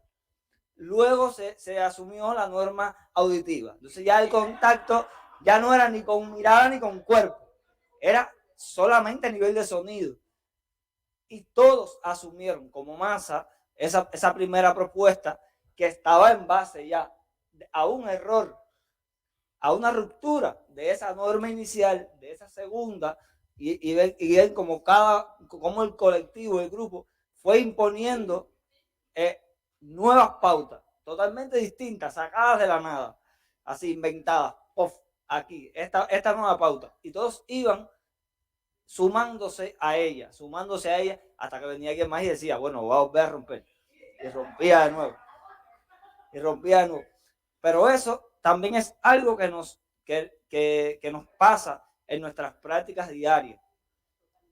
Incluso no solamente de los procesos de montaje, sino a partir de la reflexión de lo que hacemos y de la memoria de lo que hacemos. Y de ser conscientes de cada uno de los momentos en los que hacemos las cosas y cómo incluso podemos romper con nuestras propias memorias para construir memorias nuevas, que son las que luego vamos a volver a romper y a volver a romper porque es un ciclo interminable. So, maybe Fabian can translate. Yes, a really summarized version, and apparently the exercise, and according to the observation that we did, there were some things that we weren't able to get from what was happening in the room, and apparently they were changing, like within the group, and within the exercise, they were changing by themselves the rules of the exercise. On during the development of the exercise, even though they had like a set of rules established, they were changing those rules a little bit during the development of the exercise, and then the intervention was connected that what happened in the room with what happens like in real life during the creative processes, and how we start with a set of rules and on how we are going to work, and reality kind of force you to change a little bit and to be flexible in the way you address every obstacle that you can find on the way on the creative process, and then he was also connecting that to the way we create our own memories and our own rules in life. That's a really summarized version.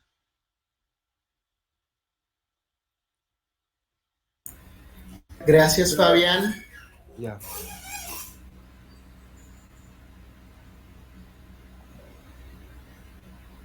Okay. Gracias, Fabián. Thank you, Fabián. Now we're here for the roundtable number 2, which is Youth to the Rescue of Popular Theater. Ahora estamos aquí para el roundtable número 2, que es la juventud al rescate del teatro popular. Fabián, como yo hablo mucho, dime si te molesta que te haga un poco de relevo con el translation, porque... No, está bien, como más cómodo te sea para ti, como mejor fluya. Si hablas mucho y tú solo dime lo que vas a hacer. Okay. Perfecto. Solo para refrescar un poquito cómo vamos a llevar el tema de los comentarios y las intervenciones. Tenemos 3 preguntas principales para este roundtable. Y aparte de estas preguntas, sí me gustaría que si tienen alguna inquietud, si les surge alguna provocación, también la puedan compartir. Entonces, just to refresh a little bit about the interaction, how it will be, we will have 3 main questions, but also it's an open space in case do you have another question, or do you feel the provocation to do something, to ask something, you're able to do it. Just please feel welcome. Ahora, no sé si llegaron a ver la información sobre este roundtable. Revisando videos de las intervenciones de años anteriores y un poquito de lo que nos queda de remanente en el Facebook sobre este tema, me percaté de que era un tema tratado mucho desde la otredad, desde la juventud como algo ajeno a nosotros, como algo que estamos estudiando desde fuera. Entonces, de ahí me surge una primera inquietud, que es abordar este tema con otras perspectivas, que en este caso las darían ustedes. I don't know if you were able to read how it would be this roundtable be taken this time, but just to summarize something, I find out looking to the videos of last year's and 2020, and also the comments in the Facebook page, that this this subject is also, it sometimes look in a way of the otherness, like youth is something outside of us, outside of the people that are having the discussion. So I find out a little bit interesting to have another perspectives on this matter, and those perspectives will be given by you. Fabián, voy bien. Va bien, Camilo. Tomás. No, I know it's a very Cuban thing. Okay. It's like an inside Cuban joke. Okay, thank you. So, el punto de partida es una entrevista de una doctora brasileña en la que le preguntan sobre la vejez. Y ella dice que no va a hablar de vejez porque la vejez es un proceso terminado, es algo ya consumado. Ella prefiere hablar de envejecer, que es un proceso en el que estamos todos envueltos. Entonces me hace pensar, la juventud también es un proceso en el que todos estamos envueltos de una u otra manera. ¿Y cómo se refleja esto entonces en el arte? Ahora sí, Fabián, ahí sí te doy. Okay, like the starting point for Tomás' reflections or questions come from an interview with I think it's Brazilian researcher. They wanted to talk to her about old age, and she didn't wanted to talk about that. She wanted to talk of the process of aging, which is different, and that Tomás is connecting that with the process of youth. With that is a process that everyone is involved with. The same with that idea of the process of aging. That idea that connects with the idea of the Brazilian researcher. Bien, entonces ahora sí pasamos directamente a las preguntas. Tenemos la primera, entendiendo estos puntos de partida, y estas serían las provocaciones. La primera provocación, y le llamo provocación y no solo pregunta, porque quiero provocar en ustedes no simplemente respuestas, sino la apertura a que se cuestionen cosas y generen sus propias cuestionantes, que esto sea algo que detone un fuego, una pequeña llama de inquietud en ustedes. Entonces, aquí va la primera, que sería: ¿posee tu trabajo escénico un enfoque juvenil o aporta una perspectiva juvenil a las artes escénicas? ¿Y cómo crees que esto influencia tu comunidad?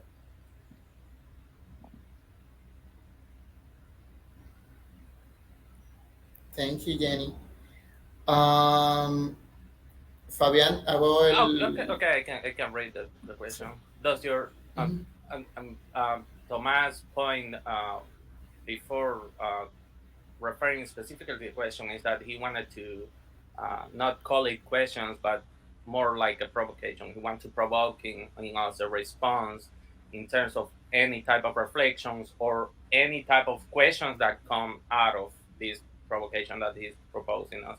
Does your stage work proposes a youthful approach, or does it bring a youthful perspective to the performing arts? How do you think this influences your community? Thank you, Jenny.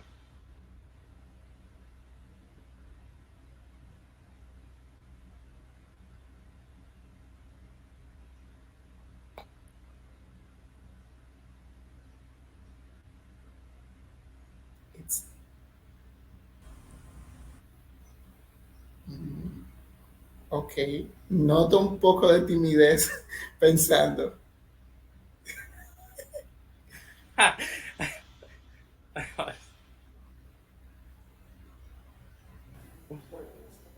Yo hago mucho trabajo con niños.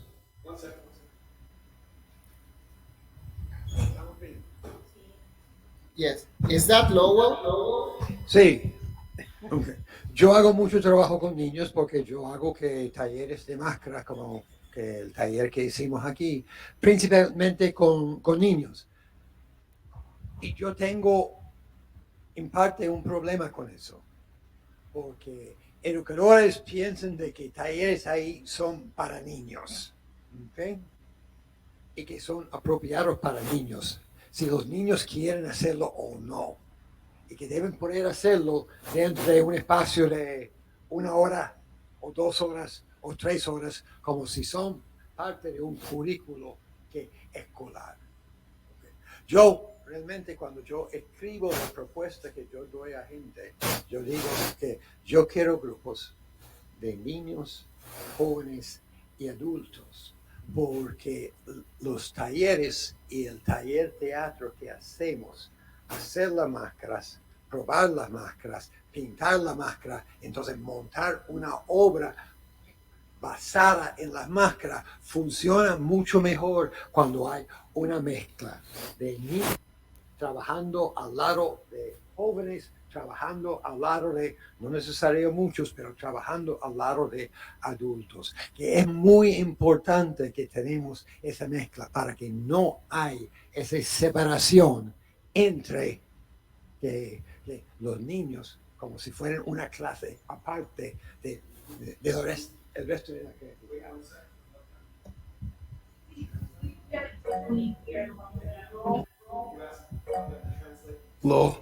Fabián. Yes, I'm here. ¿Puede dar una traducción de lo que acabo de decir? I can try. Yeah, yeah. You want me to do it? No, I can't do it. Because I'll try to do a summary, okay? Okay. So I work with children all the time in workshops, but I'm forced to do it by educators. And I really prefer to work with a group of children, young people, and adults, because the process of creating masks, of putting together masked plays and creating what I call workshop theater works best with a mixture. I do not want a segregation of a separate class of children, because I really do not believe in teatro infantil. I really do not believe in children's theater. I believe in all people's theater. Okay. Teatro para todo el mundo, para todos. Beautiful. Gracias, Lowell. Veo aquí una manito levantada. ¿Hay alguna otra participación desde Cuba? Sí. Go ahead, Yuri.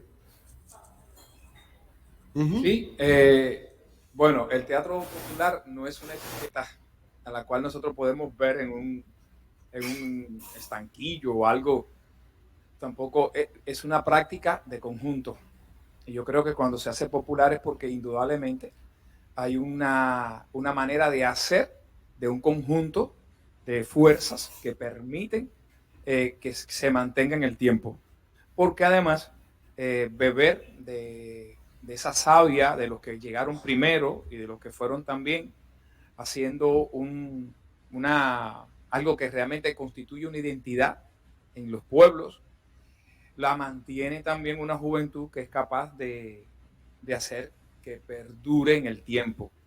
Y yo creo que eso es muy importante porque es una mezcla, yo creo que muy, muy interesante. Hoy ahí vemos en tantas comunidades y en tantos espacios creativos, jóvenes que están tomando como una responsabilidad, yo creo que muy madura, sobre algo que le pertenece desde su identidad. Mucho más en la caribeña, donde hoy vemos en las calles caminar personas que tú dices que son salidas de un espectáculo artístico, por su manera de vestir, por su manera de andar, por su manera de moverse. Y eso también viene a conformar parte de un universo en lo cual no solamente en los círculos creativos desde el arte, sino también en otros entornos que pueden ser desde la sociedad civil completa. El individuo se comporta de una manera que tiene que ver con una identidad, con una cultura que los hace muy visibles. Y yo creo que sí. Fabián. Yes. A quick couple of ideas coming out of from Santiago. Popular theater is like a practice that involves a group of people. It's like it's not an individual practice, and the temporal permanence of that practice it depends on the relationship between what we learn from the people that came before and essentially the young people who are taking those learnings and keeping the practices alive and keeping the practices moving forward. And the last point that he was making, it's related to um, uh, identity and how that identity expresses in everyday life, in the way we move, in the way we dress, in the way we go in our day by day.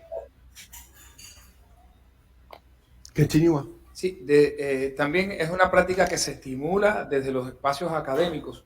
Y quiero decir, de esa primera infancia, donde la escuela también forma parte fundamental en que el individuo sea responsable de su cultura, de su manera de verse en la sociedad. Y yo creo que eso también va conllevando que en el tiempo los procesos de investigación, de escucha, de experimentación también sean una fuente de ser más consciente dentro de todo este entramado tan lindo que es la cultura. Y si es la cultura popular que la hace el pueblo, que la mantiene el pueblo, es hermosa. Y ahí lo vemos una muestra como los carnavales, como fiestas populares. Fabián. Yeah, he was talking about how important is not to forget about the formal institutions that are our way to transmit those processes, those identities, ideas, the culture, because we learn from our identity and our culture in those institutions. Okay.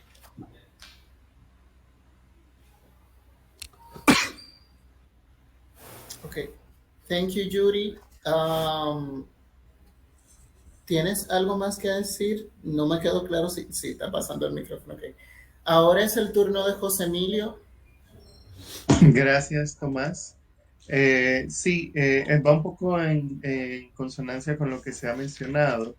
Igual me hago, como he estado haciendo esta pregunta en estos días, de hecho, no relacionada con el enfoque juvenil o con lo que como lo redactaste, pero pienso que el teatro popular tiene una característica de que no tiene esos límites o por lo popular no puede tener necesariamente esos límites que a veces tenemos en algunas obras, ¿no? De que esta es una obra para niños, y esta es una obra para adultos, y esta es una obra como esa segmentación que decía Lowell, porque lo popular pasa, ¿no? Pasa en la calle, pasa en la comunidad, pasa en el teatro, pasa, ¿no? Está pasando constantemente y en ese pasar te encontrarás con un joven de 65, 70 años y un joven de 15 años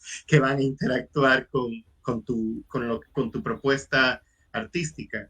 Evidentemente hay como unos límites o algunas veces niveles de entendimiento temáticos que pueden estar, pero yo creo que la dinámica de interacción juvenil o como más o menos lo querías demostrar, lo que te da es capas de refrescar información o de dar diversa información en función a los niveles de, de conexión con lo que se muestra que pueda tener una propuesta, ¿no? Es como algo así que quiera decir. Cuando a eso me refiero, no es que no lo entiendan, sino que tal vez no se llevan algunas referencias por experiencias vividas y demás. O sea, como que hay una dinámica ahí que es interesante, que son niveles, pero es para todo el mundo, ¿no? Entonces, eso es como rescatando un poco lo que decía Lowen y lo que decía el señor que no conozco, pero que habló después de él. Y bueno, kind of self-translation to help Fabian and to condense the information. I'm just saying that it is important that like popular theater happens. It just happens in the street, in the spaces, in the communities, in the theater. Like it happens, and generally it doesn't. It does not need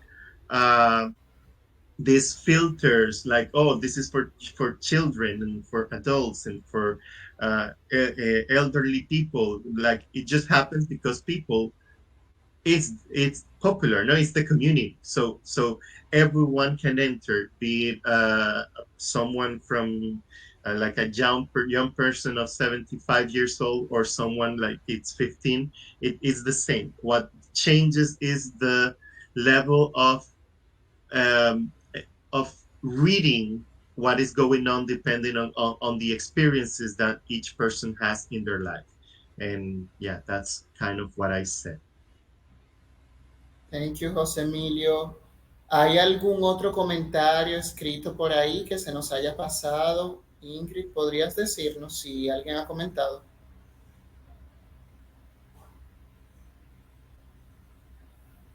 Perdón, estaba muteada. No, there isn't any No. other comment.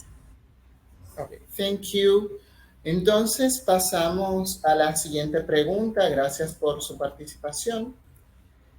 La siguiente sería, ¿cuándo fue la última vez que experimentaste la creación de un artista joven con una perspectiva madura? When was the last time you experienced a young artist's creation with a mature perspective?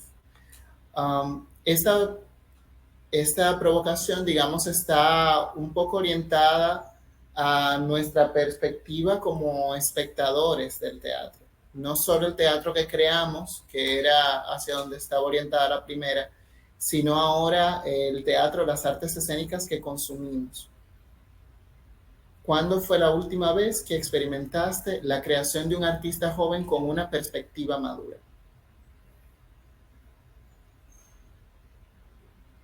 Pregunta para ti. ¿Es personal o porque dices experimentaste, pero por ejemplo puede ser como una dinámica de cómo lo experimento yo, pero a veces socialmente,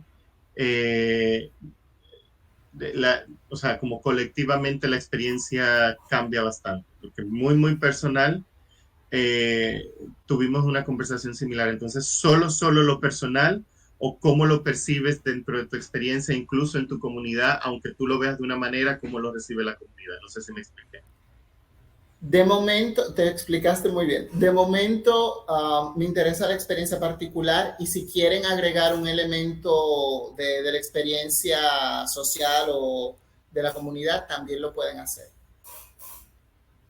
José Emilio was asking me if the question was oriented to the personal experience or the community experience in order to a specific play or artwork, because there is a difference between how you experience as an individual and how you experience it as a part of a community. Tuvo buena la traducción, José Emilio. Bien. And I answered to him that you can answer. I would prefer that you respond attending to your personal experience, but you can complement the question or the answer with the community experience of that same art piece. Bueno, ya. La última vez que, bueno, es que este mismo festival, ha, ha, ya, este mismo festival ha tenido la posibilidad de, ha dado la posibilidad de poder ver cosas. Pero es que acá mismo, nosotros en Santiago, también estamos constantemente, nosotros como creadores, siendo espectadores de propuestas jóvenes, de propuestas que vienen de jóvenes, incluso aún más, porque muchos de nosotros también somos docentes, también impartimos clases en las escuelas de arte y recibimos esas propuestas que vienen de inquietudes de jóvenes y que a veces son inquietudes muy maduras a nivel artístico y que podemos verlo. Yes, in the space of a festival in Santiago, they have been able to experience a lot of proposals, young proposals. But as a lot of the people in the room are connected to teaching, they have the opportunity to experience those proposals coming out of the students, and usually those proposals are really mature and really are a response to their own needs and their need of expression, but they are usually uh, really connected to the reality and they are able, as a teacher, they are able to experience that a lot of time. Thank you, Esas Fabián. mismas, y esas mismas inquietudes, esos mismos procesos que vienen desde la perspectiva joven, nos hacen a cada uno de nosotros ir cambiando la manera en la que también nosotros mismos organizamos nuestros propios procesos, porque nos van dando la posibilidad de abrirnos caminos hacia esas inquietudes, hacia entender que si en necesidades creativas y propuestas que tienen de madurez, nosotros empezamos a cambiar también, quizás los paradigmas comienzan a cambiar a partir de lo que nosotros mismos hemos ido provocando con lo que les vamos dando. And those processes impact the way impact ourselves as teachers and as creators in general. Those processes that are developing in our classrooms help us to change and help us to internalize their needs and their ways of expressions and their different way of express their creativity, and that helps us also and change us in a way to interpret the reality and to change processes in ourselves. Bueno, Rey se refería a la madurez de las propuestas jóvenes y yo me preguntaría, ¿qué características tiene una propuesta joven para ser considerada una propuesta madura? ¿Madurez en cuanto a qué? Madurez en cuanto a la vitalidad de los temas que abordan, en cuanto a la osadía de las propuestas escénicas, en cuanto a la vitalidad que esos jóvenes le imprimen a partir de sus concepciones y de sus necesidades de expresión. The question is related to what we are going to define as mature a proposal that is coming from the youth. What are we are defining as mature? It comes from their ability to transform spaces or to avoid obstacles or to be really bold in their proposals. It has to do with how close to reality and how close to their experiences are those proposals. What are we trying to define as maturity in a proposal that is coming from a younger creator. Entonces, en niveles temáticos, a nivel de tema teatral, en las escuelas, en la academia de teatro, se abordan temas muy profundos, muy maduros, muy responsables, como la exclusión, la emigración, la racialidad, la discriminación sexual, de género, y son temas que proponen los propios estudiantes. Son necesidades que el estudiante tiene, el estudiante de teatro, de abordar, y utilizamos precisamente estos ejercicios académicos para que el estudiante, a pesar de su juventud, comience a hablar en la escena con una madurez. And from the point of view of thematic of themes, what are the themes that the young creators and young artists are proposing?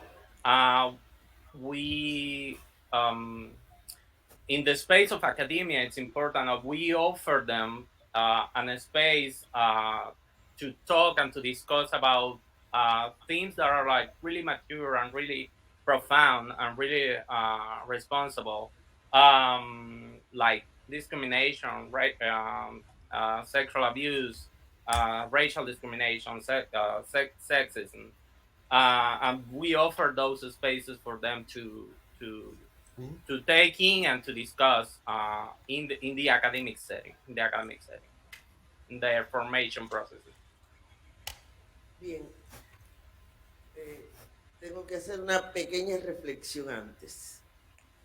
Yo no puedo aceptar que este mundo sea un mundo decididamente globalizado, que va a ser un mundo globalizado. Eso no lo puedo admitir. Y hay una batalla que tenemos que librar. En las culturas populares tradicionales y en sus asentamientos, en sus comunidades, hay una relación entre los menos jóvenes y los más jóvenes que se van incorporando a esas actividades. Lo ves en la tumba francesa, en los cabildos carabalí. La batalla por globalizar a nuestros pueblos, que en unos lugares ha sido mayor, en otros menor, pero está ahí, es una batalla que no nos podemos dejar ganar.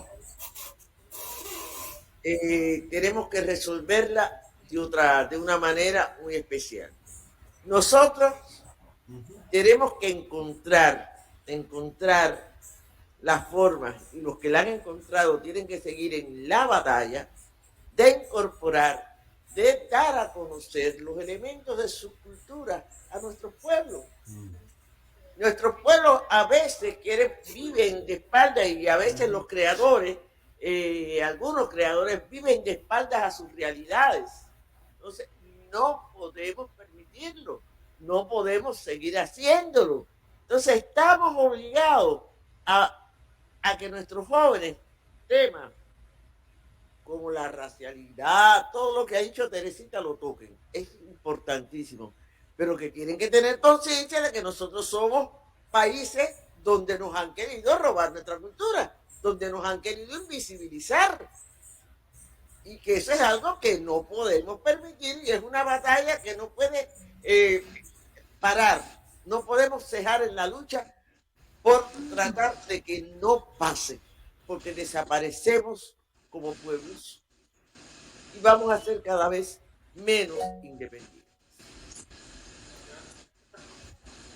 Yes, Fatima's intervention was coming from a place of that she really doesn't want to accept the idea of a globalized world, and we have this intergenerational relationship. It is expressed in the everyday life and in the popular culture, and we are kind of like specifically the people from the Caribbean we are countries that we have been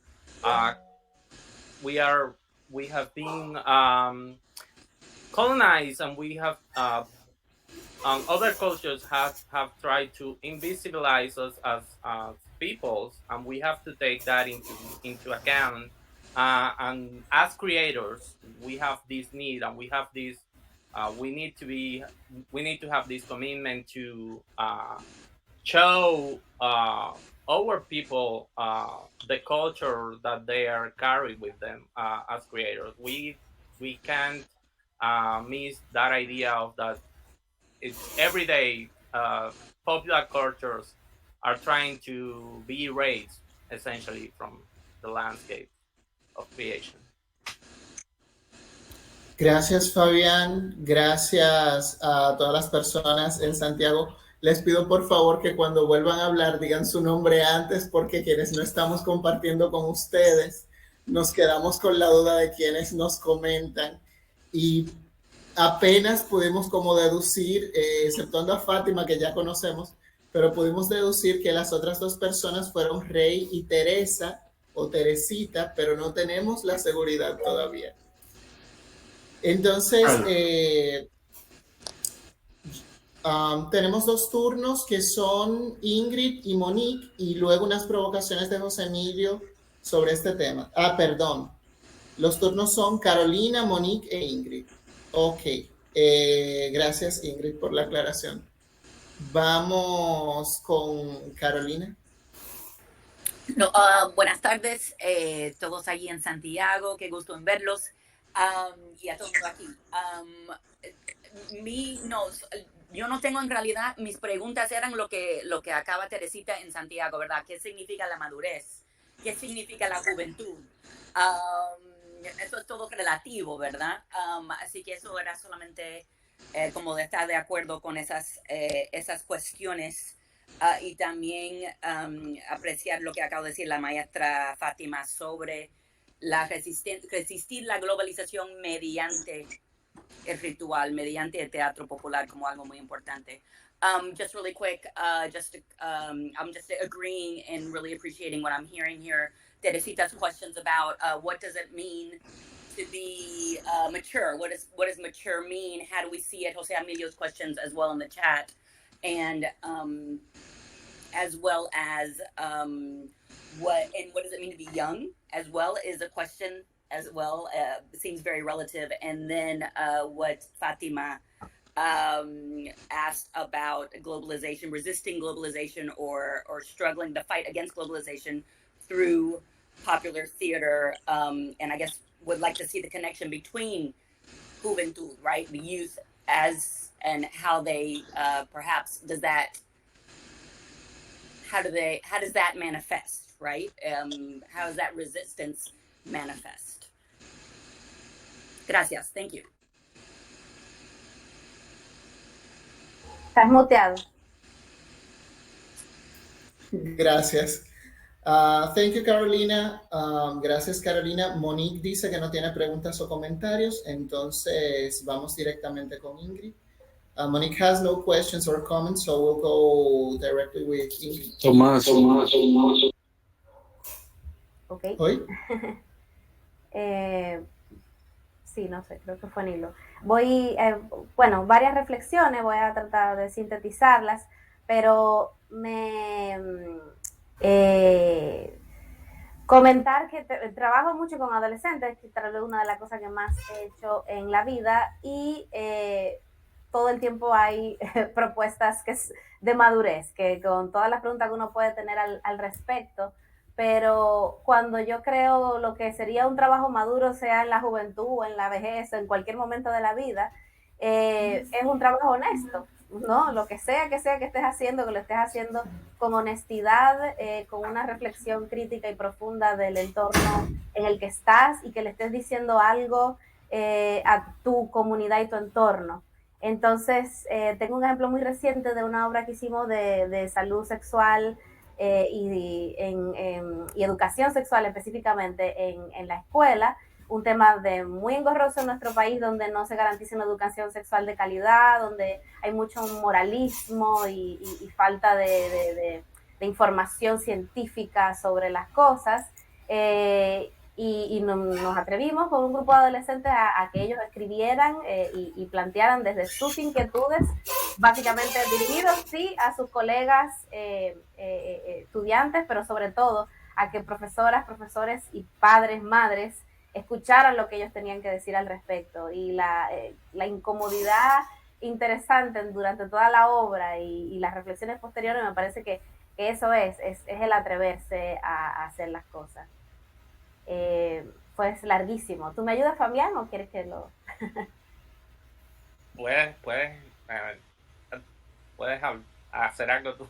Okay, bueno, I was just saying an example from what I think maturity would mean in any age would be to have an honest creation that is honest with yourself and that has something to say to your community. And I want to say an example of the work I do with teenagers and a play on sexual education, which is a very a problem we have in the country, that we have very bad sexual education. It's moralizing. We don't have a lot of scientific information.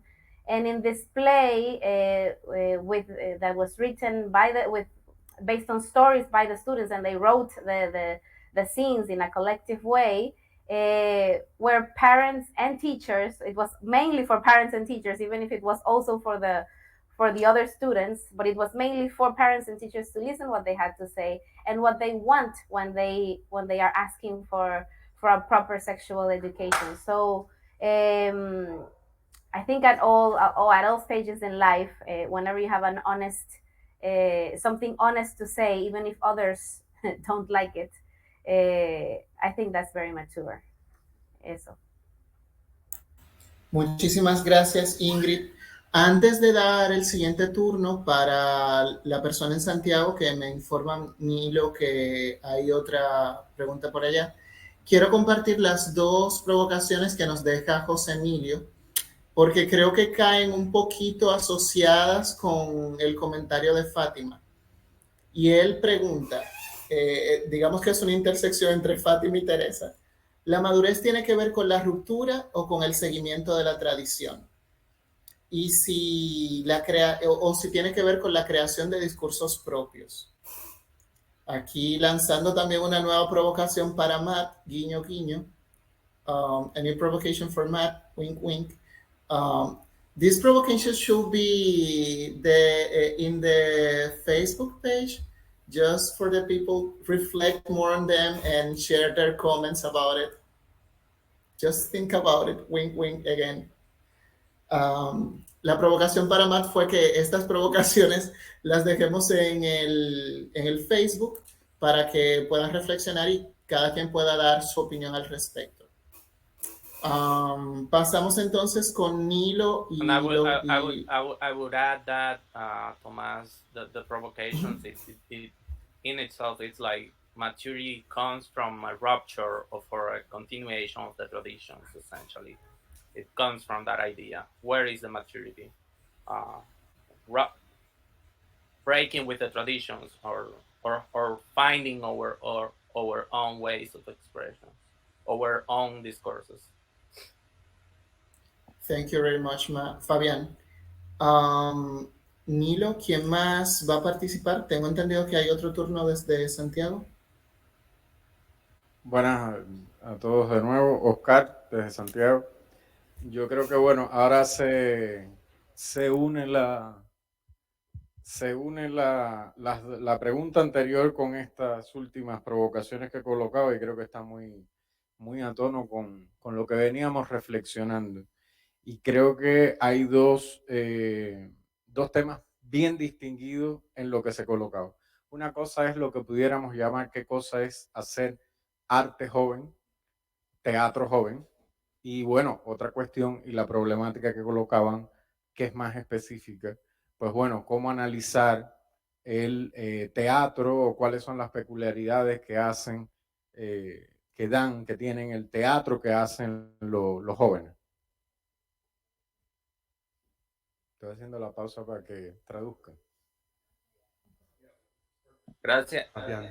Gracias, Oscar. Sí. Yeah, Oscar is talking about he has identified two main topics that have been coming from the discussion that we have been having, and one of the topics is what is to make young or young theater or young art, and the other important topic is how do we analyze this theater that is made by young people, essentially. Entonces, eso tiene mucho que ver con las provocaciones de, bueno, cuánto ser maduro implica continuar una tradición o cuánto un joven debería tener, pues, ruptura, si una tradición es simplemente continuar lo hecho y, bueno, ¿dónde estaría el punto de las nuevas aportaciones y las innovaciones de un joven? Y creo que tiene que ver con una cuestión que hablaban al inicio, que era el dónde está el punto de la madurez, qué considerar como madurez en el teatro que haga una persona joven que evidentemente tiene especificidades y que podamos catalogar como un teatro joven. Y yo creo que tiene que ver con un valor esencial, que es la responsabilidad. Aquí se hablaba de la honestidad en lo que se dice, con el tratamiento de temáticas específicas, que son temáticas que evidentemente la racialidad, el género, las discriminaciones implican que tu discurso, que el arte que estás realizando tiene un compromiso con los de abajo, tiene un compromiso con los subalternos, tiene un compromiso con los que se encuentran en una situación de dominación y de explotación en una cultura, en un sistema social determinado.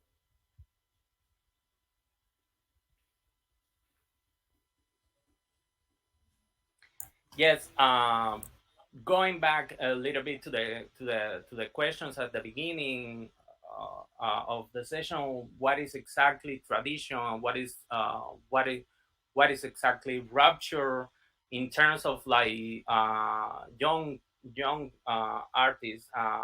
Do they need to break with the traditions? When do they need to do it? How do they need to do it? Those all are questions that come to mind, and also connecting that to this definition that we are trying to build of what is maturity in terms of like the artistic creation that is coming from the youth. And Oscar is connecting that to the value of responsibility, and of course the themes that we are kind of like discussing here, the themes of discrimination, raciality, gender. Those are important things to talk about and to use in the art that we create as young, the art that young people create. But it's also connected. That is also connected to the idea of commitment with marginalized communities and the need to give them a voice in the creative spaces. La responsabilidad con el otro, que en filosofía la llamamos alteridad, que es el reconocer que aunque usted sea joven, que aunque usted incorpora innovaciones de su tiempo y tiene que expresarla acorde a las formas de su tiempo, a las necesidades de su tiempo, usted es el resultado de acumulaciones culturales.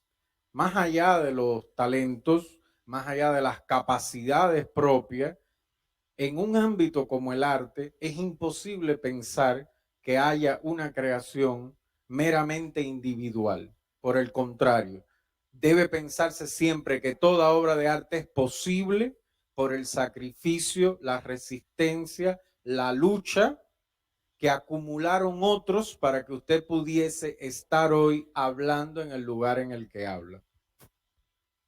So there is a responsibility with the other. So we will have lunch for you in about 5 minutes. We will be wrapping up the public portion, and we will be entering into a portion where we'll be talking about planning for next year, more of a private. Yeah, you can go on, Fabian. Okay. was totally thrilled. Last portion of what Oscar was saying, he was talking about the responsibility with the other in terms of like creation, and he was referring to this idea of even though you are a young artist and the way you express yourself in your art, it has to be connected to your own experiences and it has to be connected to your own reality and your time.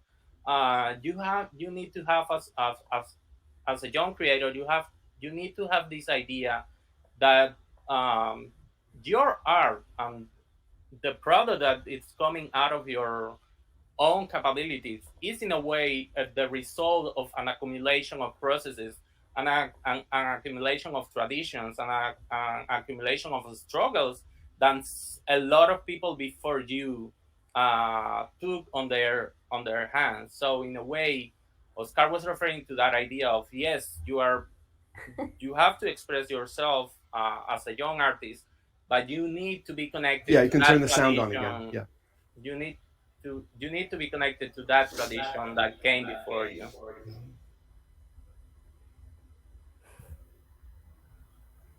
Entonces, en este sentido, el arte, que tiene siempre esa dialéctica compleja entre el contenido y la forma, yo creo que hacer un teatro joven, implicado en esa responsabilidad con la tradición, pero también abierto a nuevas formas y discursos, implica que las innovaciones, implica que la forma novedosa de expresar debe estar orientada o debe estar siempre guiada por la necesidad de incorporar al hecho artístico, al hecho teatral, a la escena, a aquellos que están en una sociedad excluidos y por lo tanto implica una responsabilidad social, cultural y también histórica, porque, y con esto termino, en el arte como en cualquier otro espacio,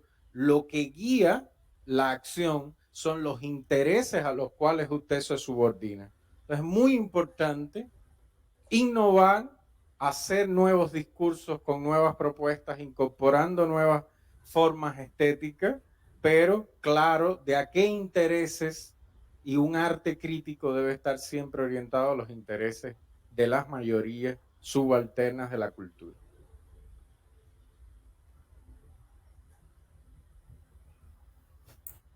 Gracias, Oscar.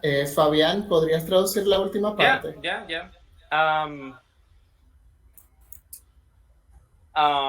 Last piece of intervention of Oscar was talking about the dialectic relationship between content and form in the way theater works.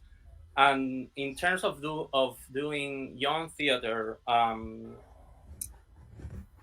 we welcome the innovations and we welcome the new ways of expressions, but that the fact that we welcome those innovations and those new ways of expressions also means that we need to have a responsibility that is connected to our social reality, to our historic reality. There is, of course,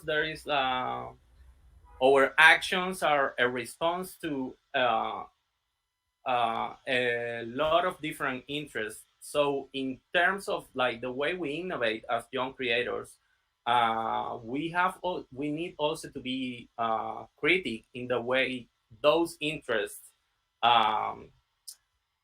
transform the way we create and the way we communicate our art, and we can lose the idea that we can forget the idea that we need to give the voice to the majority of people that are usually marginalized from the artistic expression. Muchas gracias. Tenemos ya poco tiempo y entiendo que en Santiago ya van a almorzar. Quisiera dejarles unas últimas provocaciones que no sé si quedará tiempo de responderlas, pero yo voy a tirarlas aquí para que las anoten, las reflexionen y si se abre el espacio en el Facebook, las puedan dejar sus respuestas por ahí. La primera sería, ¿qué entienden ustedes que debería determinar o cómo debe concebirse un artista joven?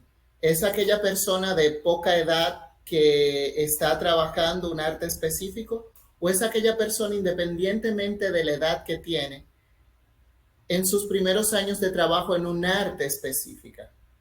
Entiéndase, en el teatro no todo el mundo tiene el chance de iniciar en la adolescencia o en la niñez. Muchas personas empiezan a practicar en una adultez y a veces una adultez avanzada. Podrían ser artistas jóvenes también. Podrían ofrecer aproximaciones juveniles hacia la creación teatral. Ese sería el primer grupo de provocaciones.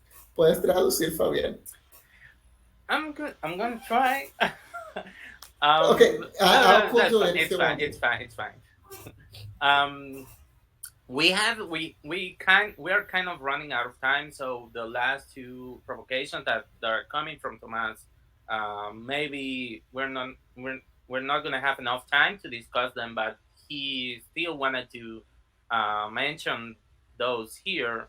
And the first one has to do with the idea of defining what a young artist is in terms of, is a young artist somebody that has certain age, or is a young artist somebody that has relatively a short amount of time coming into an artistic way of expression? If I got that right, Thomas. Perfect. So yeah. Entonces, la segunda provocación, que viene muy conectada a esta, sería, ¿hay un momento específico en la carrera del artista en que deja de ser considerado un artista joven? ¿Cuál es este momento? ¿Y he alcanzado yo ese momento? No yo, Tomás, sino cada quien la pregunta para sí mismo. ¿Puedes repetirla, Tomás, para yo calcularla? Okay. ¿Existe un momento específico en la carrera de un artista en que deja de ser considerado como un artista joven? ¿Cuál es ese momento? Y si yo he alcanzado ese momento. Creo que la tengo escrita por aquí, te la voy a poner también. Is there a specific time that we can, is there a specific moment in an artist's career that you can no longer be considered a young artist? When is that moment, and have you reached that moment?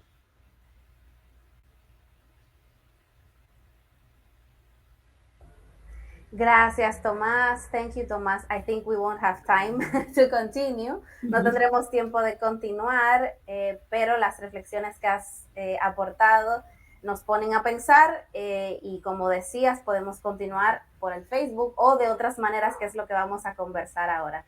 Thank you so much. The reflections that you have motivated are very interesting, and maybe we can discuss now in the session that we have, how are we going to continue with this kind of topics that interest us. Entonces, ahora, gracias a todas las personas que estarían en el live stream mirándonos, y ahora vamos a pasar, y si hay personas en el Jitsi o en Santiago que ya no formarían parte de esta discusión, pues muchísimas gracias por haber estado. Thank you for everyone in the Jitsi room, in Santiago, and also in the live stream. For being part of this. We end the session, the open channel session, the open channel session now, and we're going to be discussing how to continue things in a more closed reunion. Así que arrancamos con esto de una vez. Esta sesión de planificación tiene el objetivo de que podamos mirar ideas que queremos que sea canales abiertos en dos sentidos, tanto durante el año como en el próximo encuentro. So this planning session has two purposes: to generate ideas on what we wish open channels to be during the year, and also in the yearly meeting that we have. Pero el segundo propósito es ver cuáles son los compromisos que podemos adquirir las personas que estamos presentes para lograr que esas ideas se lleven a cabo. And the second purpose is to generate commitments from the people in the room, in both rooms, on how can we be supportive, how can we commit to make those ideas happen. So, la idea es que podamos tener una conversación fluida tanto desde Santiago como en el Jitsi Room. Carolina, un abrazo, que se está despidiendo por el chat, que no va a poder estar en la sesión. Hugs to Carolina. Entonces, vamos a ver, tomando en cuenta algunos valores, digamos, comunes del hecho de que es una comunidad de aprendizaje que va creciendo de manera continua, que tiene la idea de ampliar cada vez más en su perspectiva del Caribe, tomando en cuenta los distintos idiomas y los distintos, digamos, que metrópolis que nos han colonizado también. Entonces, hubo conversaciones en Cuba sobre este tema que voy a sintetizar y me pueden corregir si dentro de la síntesis se quedó algo de lo que ustedes estuvieron hablando allá. So I'm just saying that there are certain values of open channels to take into consideration: a learning community, a group with a specific membership, the fact that it strives for the idea of the diversity of the Caribbean and all its languages and the different metropolises that have colonized us and still colonize us, some of them. So there have been conversations in Cuba about this topic that I'm just going to summarize from the summary I got from you guys. So if there's anything to add on, then I would ask you for you to start with those conversations, and then we can add up to that. Las conversaciones que se tuvieron en Cuba en esta semana que llevan allá compartiendo tiene que ver con reconocer que el propósito fundamental de Open Channels es encontrarse cara a cara en Santiago durante el taller de teatro popular Rumbos del Caribe. Ese es el objetivo principal. Y que en ese sentido, todo lo que se haga durante el año debería servir para llegar a ese punto central. Otras actividades sean cara a cara, sean virtuales, sean para mantener la cuestión encendida, la flama encendida. Y la idea de que en el taller se ayude con el aspecto tecnológico y acceso virtual para que la mayor parte de personas pueda participar aunque no puedan ir a Cuba. So the summary of what has been talked about this topic in Cuba is that during the main purpose of just clarifying, the main purpose of Open Channels would be to meet face-to-face in Santiago during the public workshop Rumbos of the Caribbean, and that everything that happens during the year, either online or face-to-face, is to keep this flame alive to prepare for July. And that during the July event, Open Channels provides this online access to ensure that as many people can participate. So this is what has been talked about. If there is anything to add onto that about what has been agreed, you could do it now, and then to see, like, the idea would be that the participations we have now would have those two components. I have this idea and I have this commitment with that idea. La idea es que podamos participar ahora con participaciones puntuales. Tenemos solo media hora, de hecho un poquito menos ya, solo para decir dos cosas. Tengo esta idea y este compromiso para llevar esa idea a cabo. Y si quieren agregar algo en Cuba de lo que acabo de decir y de lo que ustedes ya han acordado en esta semana en que han estado pues reuniéndose al respecto. Bien, proposiciones concretas. A mí me parece que esta plataforma que es para nosotros es genial, aunque no tengamos la tecnología, porque nosotros desde Santiago no tenemos la tecnología para comunicarnos como nos habíamos estado comunicando antes, debe servir para, en principio, los procesos, porque hemos teorizado bastante, pero me parece que es un momento de llegar a la práctica para discutir todo lo que hemos teorizado. ¿Qué me parece? Que este espacio, que este día que le dediquemos a Open Channel, que es un tiempo largo, debe ser el tiempo donde analicemos las propuestas caribeñas que se hayan presentado, que hayamos podido encontrar, que hayamos podido ver qué prácticas son y cómo nos sirven a todos. Esa es mi propuesta concreta, avalado por especialistas que nos ayuden a discutir todos los procesos. Fabián. Yeah, the concrete proposal that is coming from Fatima is to use the session of this session of the discussion of open channels to analyze the proposals that we were able to see during the festival, during the previous week on the festival. Essentially, what Fatima is telling us is like, if we have the opportunity to be receiving proposals and going to shows during the festival, have the help of the specialists and use this session to analyze what is going on in the Caribbean theater space that have been shown during the festival. Is essentially what Fatima is proposing, using these open channel sessions to discuss and analyze what was happening during the previous week in the festival. Gracias. ¿Alguien más? Sí, pido un turno. Saludos, Ingrid. Aquí Helen Ceballos. Yo pienso que esto es un espacio muy valioso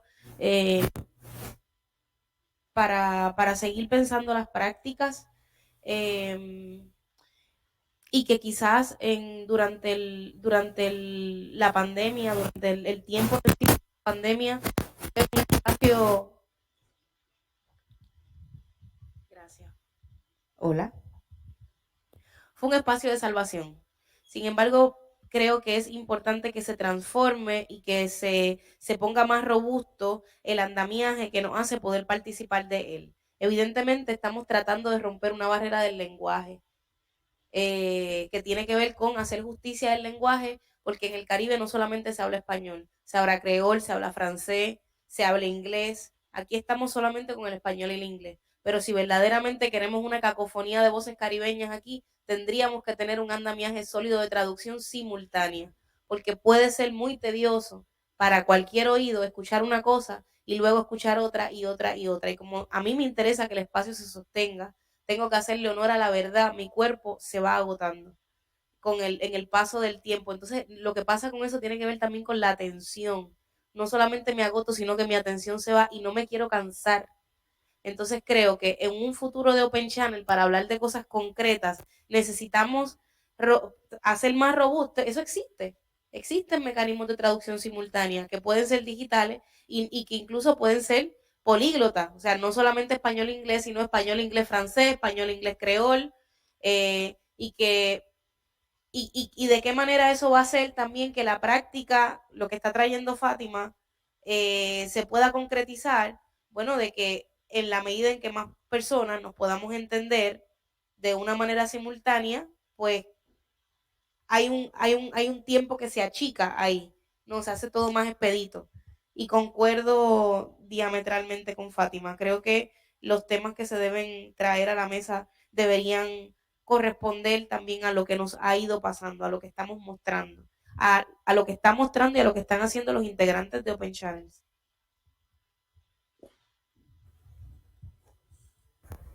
Helen is in agreement with the idea, the initial idea that Fatima proposed, and she's asking to essentially find ways to create the infrastructure needed to support simultaneous translation during the open channels meetings, including more than English and Spanish just based on the idea that to give voices to the rest of the Caribbean. If we actually want to do that, we need a more strong infrastructure in terms of providing simultaneous translation. Gracias. Tenemos ahora estas dos participaciones, una sobre el tema central que debería tener el evento, que sea reflexión sobre las prácticas, y otro sobre el reto tecnológico que implicaría la interpretación simultánea para ampliar en la diversidad de Open Channels.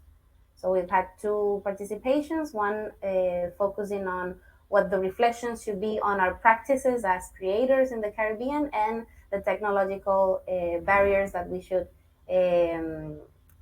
superar, overthrow, I think, in order to have a simultaneous interpretation. So besides this, we have 15 minutes, 14 minutes now. Other ideas and commitments, how do we see Open Channels? Además de esto, ideas y compromisos de cómo vemos Open Channels, tanto en el año que viene y durante el año también. ¿Cómo se vería esto de las reflexiones y demás? ¿Cómo lo ven? During the year and next year, how do you see this happening?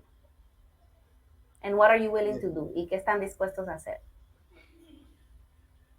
Me parece que el propósito de Canales Abiertos siempre ha sido facilitar la conversación entre artistas, de dejar artistas no solamente comunicarse uno al otro, pero también dejarles reflexionar sobre sus procesos de creación, porque creación debe ser el centro, no es la reflexión crítica, no es necesariamente la reflexión académica, es realmente poner artistas en contacto con artistas, porque eso es lo más difícil que hay en el Caribe, hacer gente de Trinidad llegar aquí.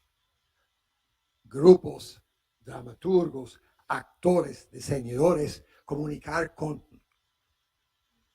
los mismos aquí en Cuba. De Puerto Rico a Cuba, de República Dominicana a Cuba, de Haití a Cuba, para que tenemos artistas comunicando con artistas. Eso me parece que ha sido siempre que la cosa que era para facilitar. The principal purpose of Open Channels, it seems to me, is and has to continue being putting artists in contact with artists, making sure that the theater artists of Puerto Rico, the Dominican Republic, Cuba, Haiti, Jamaica, Trinidad, Barbados can in fact speak to one another. If they're not in the conversation, and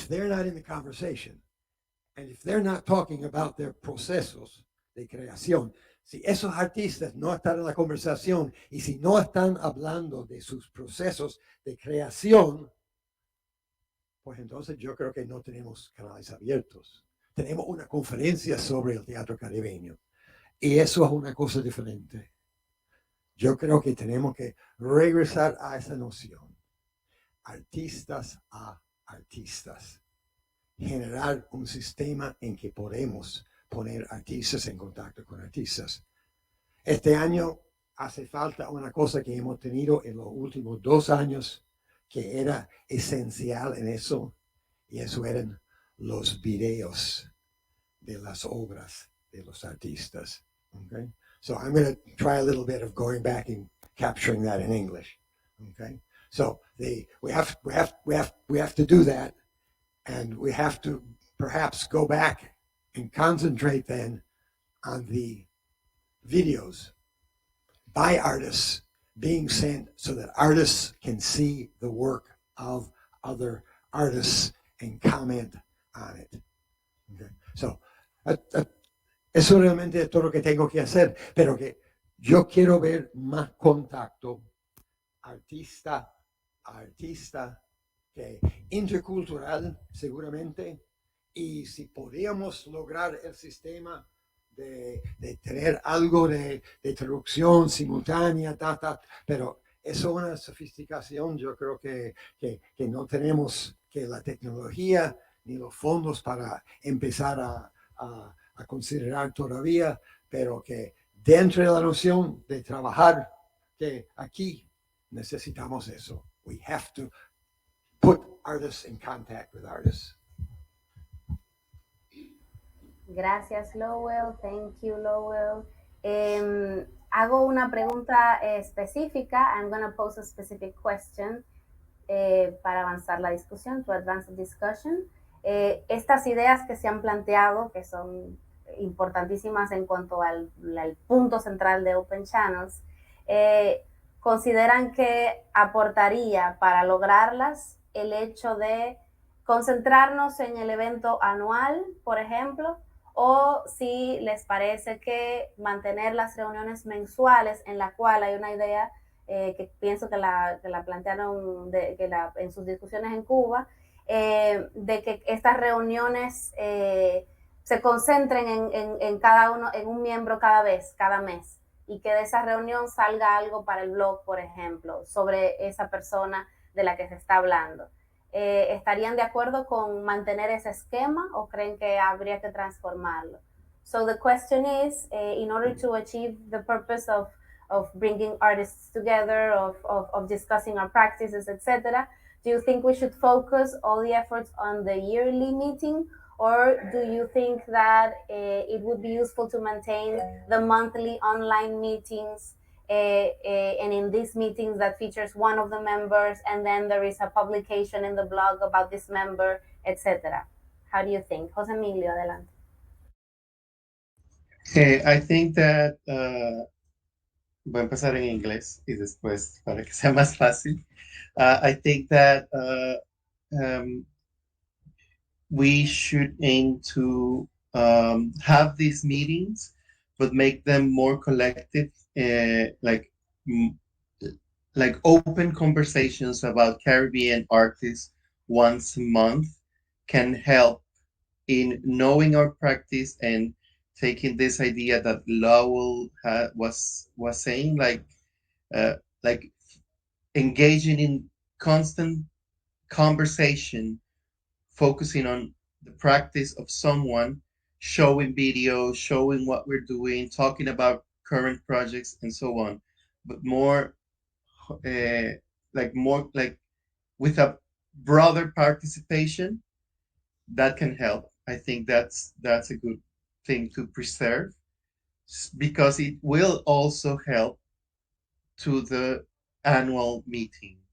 That's something that I think maybe it's not necessarily for it to be monthly, maybe every 2 months. That's something to consider, but I think that's something important, because if I know beforehand Lowell's practice and Makuba's practice and Ingrid's practice and what she's doing, how does she rehearse, where are the masks, like all those things, it can help me to have a better experience when I finally meet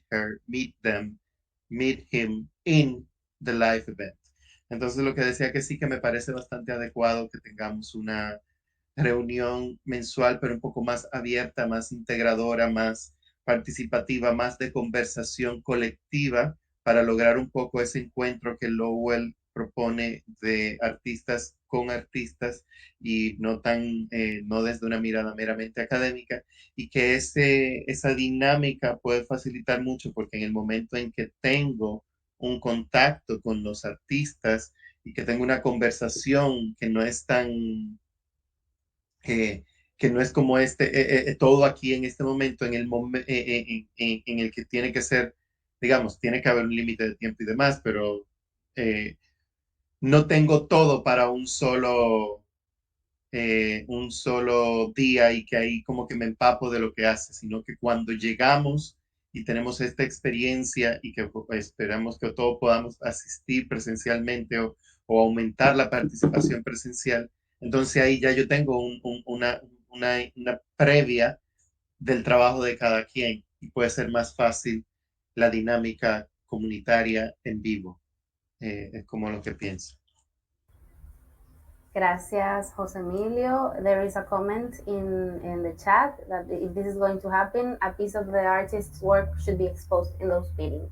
Que sea expuesta una parte del trabajo de los artistas en esas reuniones. ¿Estarían de acuerdo en mantener reuniones? O sea, José Emilio dice que sí. Si alguien dice, bueno, la verdad, pueden hacer lo que quieran, pero no voy a participar mensualmente en nada, ni bimensualmente, nos vemos el año que viene, está bien.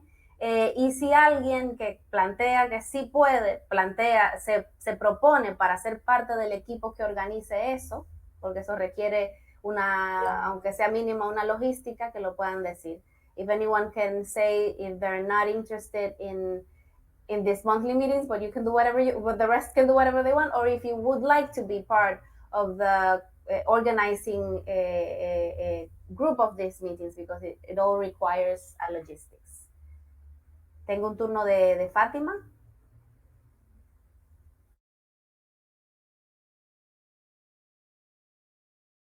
¿Están muteados en Cuba? ¿No se escucha? ¿Están muteados en Cuba? ¿Ya? Sí, ahora sí. Yo no tengo ni la logística ni todo el tiempo para esa reunión mensual. Mi tiempo está muy inmerso en los procesos creativos. Yo pienso que debemos encontrar el tiempo y debe ser uno de los puntos de encontrar los creadores que están en el Caribe que no conocemos. Y espaciar esos encuentros. Es decir, localizamos a tal creador y podemos ponernos en contacto para desarrollar una estrategia.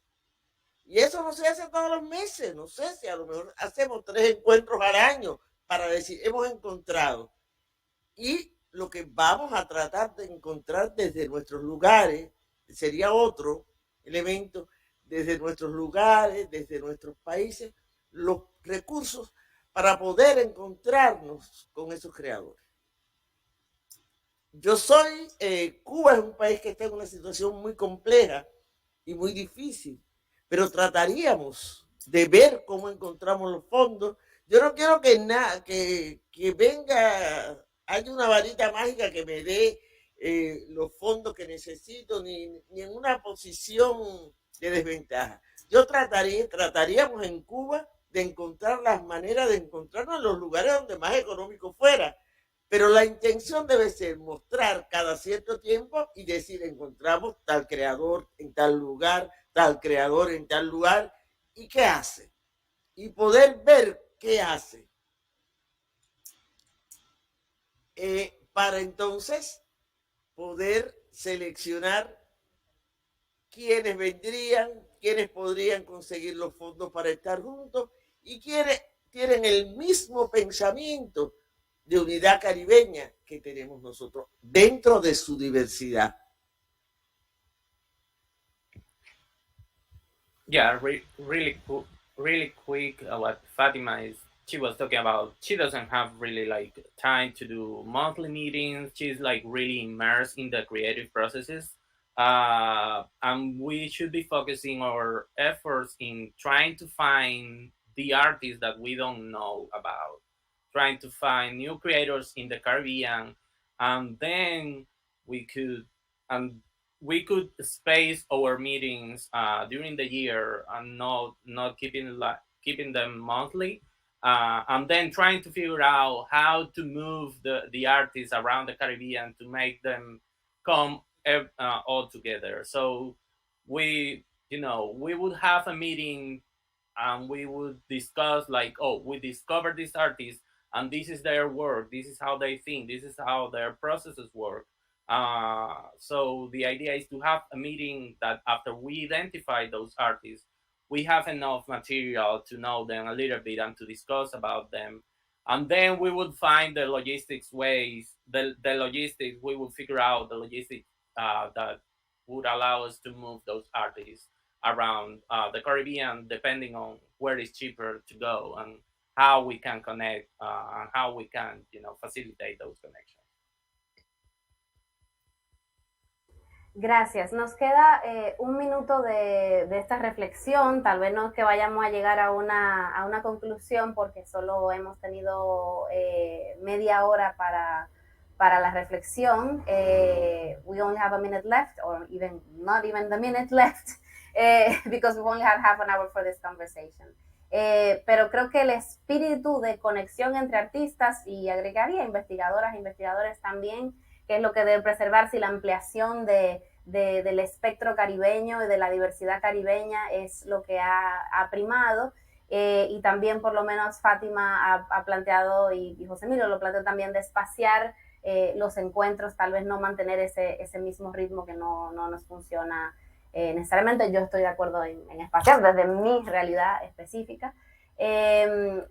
So we could say that the idea of the spirit of meeting artist to artist, but also researchers, and amplifying the diverse Caribbean that participates in open channels is a purpose that is that has been mentioned a lot. And this idea of not necessarily maintaining the monthly meetings, but spacing them out a little bit. So we're gonna have the task to maybe have a different meeting, or see how this gets or leave it maybe in the people that are in Santiago together to maybe have a little have more specific conversations on this. Entonces está igual la propuesta abierta a las personas que quieran entregar artículos y demás a HOWLROUND, que están apoyando en el live stream. Están abierta esa posibilidad de publicación. So there is the invitation for people who want to publish in HOWLROUND, who have helped with the live stream, and that's a possibility that we all have. Entonces, ahora vamos a invitar a Arnaldo de nuestro lado del Jitsi. Ingrid, va a ser, ¿sí? Ingrid, Marvin George was asking for an intervention. I don't know if we have time for that. I just wanted to acknowledge him because no I don't know lo if it, okay, yeah. No lo había visto. Estamos sobre el tiempo, pero como no ha hablado, si quiere decir algo. Marvin, o quizás. Yes, I'm here. Sí, adelante. Go ahead. All right. Good afternoon, everybody, and thanks for the session today. I was in and out of it, because I was moving around. I just wanted to chime in on this business about the kinds of activities that might be useful for the sharing of the work across the region. I think I wanted to just throw into the forum that there's been an idea moving around, and I suppose in different ways among all of us, at least in a group of us organizing ourselves as CaribNet, which Lowell knows about as well, about doing features, a project that we think could be called Grounding, that does features on elder artists across the region in an attempt for us to reconnect with work that we might have been doing, and then give ourselves a chance to understand the basis from which we are making the work that we're making. And it's coming out really from a sense of one of some of our artists growing older. We're in a kind of transition time, artists, celebrated artists growing older and passing on, and generations after us who might be working with and or teaching, who might not have a sense of the work of these elder artists. So we hit upon this idea of this thing where we would do these online forums to have conversations with elders and or interview them or share or have conversations about their work as a way of grounding ourselves in the work that is Caribbean performance and theater, and then giving ourselves a chance from here to connect, to reconnect, and to make sense of how we move forward with the work that we are doing in the contemporary space, right? Just wanted to offer it as a way, as a proposal for what if the monthly meeting is a thing, what it might be, and then see if that doesn't also help us to map and get familiar with elders and contemporary artists, and present opportunities for other kinds of networking and collaboration Yeah. Gracias. Thank you. Fabián, can you briefly summarize? Más bien estaba hablando específicamente de un proyecto que él estaba vinculado y creo que estaba apoyando la idea de tener estas especies de fórum donde discutamos el trabajo de artistas, y él estaba hablando específicamente de un proyecto en el que él está de alguna manera involucrado, que se llama Grounding, aterrizándonos sería un poco en español, mantenernos conectados a la tierra, y él estaba hablando un poco de este proyecto. Hubo un poco de problemas. Donde básicamente artistas contemporáneos creo que entrevistan a artistas mayores, digamos, y se hace esa conexión, es lo que entendí.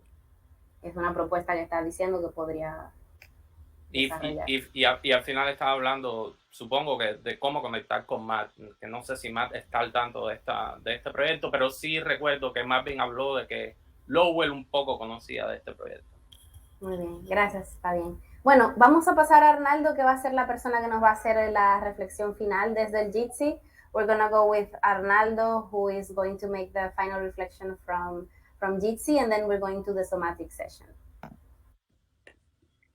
Gracias Ingrid. Agradezco y aplaudo la participación de todos. Me parece que no oigo contradicciones, sino oportunidades. Tenemos, me parece, un punto de encuentro muy claro, y tenemos un puente, que es este trabajo que hacemos juntos y que en parte lo hacemos a distancia y a través de la tecnología. Somos una comunidad emergente y plural. Y cierto, pienso que estamos aquí porque vivimos y amamos el teatro con todo su potencial transformativo. We are here for the love of theater and its transformative potential. So there's a multitude of geopolitical, linguistic, aesthetic currents that flow and counterflow at our meetings online, and that I think remain present for those of you who are in Santiago today. They shape our understanding. They will continue to shape and reshape our working agreements and keep our channels open to difference and to collaboration and to change. The lived experience and the generative artistry, which has been repeatedly mentioned, of the practitioners, be they individuals or collectives, is our primary, in my mind, one of three anchors of the work that we do together. Another is our adopted notion of El Caribe Profundo, no, a deep Caribbean, one that embraces rootedness in place as well as drift and diaspora. And the third is the commitment to meeting in Santiago and also building an archive defined in any way that we choose to define it, as part of that bridge that keeps us connected from this year to next year. So again, my gratitude to everybody who is in Santiago and elsewhere, including our partners at HOWLROUND, who are helping us position that work that we do outside of this important meeting on a regular basis. Así que profundo cariño para todos. Súper rápido, Arnaldo estaba hablando de tres núcleos fundamentales que en sus ideas definen un poco y ayudan a entender el trabajo que nosotros hacemos y cómo nos mantenemos conectados. Y el primero es la experiencia vivida por los artistas, que nuestra discusión de hoy se ha centrado mucho en esa experiencia vivida y lo importante que es ese segundo. El segundo punto sería el concepto, el rescate del concepto del Caribe profundo y lo que eso significa. Y el tercer punto sería el punto del compromiso y de cómo estamos comprometidos esencialmente con las prácticas teatrales. Y eso es lo que en realidad ayuda a construir los puentes que hemos construido hasta ahora con la ayuda de la tecnología y lo que nos va a permitir movernos hacia adelante. Muchísimas gracias. Pues vamos a cerrar con las sesiones somáticas ya manejadas en tiempos, digamos, como puedan hacerlo con las necesidades que tienen allá en Santiago. Y Monique por aquí. Adelante. Gracias. A la parte final de este encuentro. Y a mí me gustaría poder retomar un poco Go, Manny, go. Okay. Gracias, everyone. So the question is going to be very straightforward and simple. Can we just, yes? Can you guys hear me? Yeah, I can hear you. I think we were having, interference from Santiago. Oh, okay. Okay. If we could all just reflect for a moment on the entire day and share with the group what we would call a memorable moment for you. So what was something that really stood out for you? And it could be anything. Something that was shared or not shared, something you discovered about yourself, something that was spoken or shown through movement. If we could just share one thing, and I will call on each of you for that. If you would like to pass, just let us know, please. Would anyone like to start?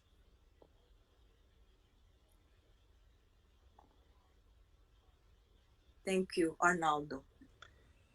I'm struck by the relationship between the kinds of rituals that were named in the earlier session and the general sense of commitment to a practice that embraces or is all about theater. So I think that there's reasons and value in thinking of the practice and the ways in which we make it viable by introducing ritual. And to me, that is resonant in a number of ways that will stay with me in reflection. Because I'm often thinking of resources, I'm also thinking of that relationship. You know, what are the equivalent rituals to the process of, you know, building the right resources to continue this relationship. Thank you. Sí, lo que estaba mencionando Andando tiene que ver con el tema de los rituales que se discutieron, específicamente porque siempre está pensando en términos de recursos y como que a veces no le dedica demasiado tiempo a reflexionar sobre este tema de los rituales, y a él le impactó mucho ese espacio de reflexión que hubo. Gracias, Arnaldo. Would anyone like to go next? Thank you, Jose. Just highlight gratitude. I sense a lot of going back and forward in this idea of being thankful, of, you know, like acknowledging what in the rituals, like seeing, giving thanks as a ritual. Like I really take that part. Entonces, simplemente para Fabián ayudarle. La parte en que se hablaba del agradecer, de la gratitud como un ritual, y también de cómo hubo una constante referencia al agradecimiento en buena parte de las discusiones. Eso, gracias.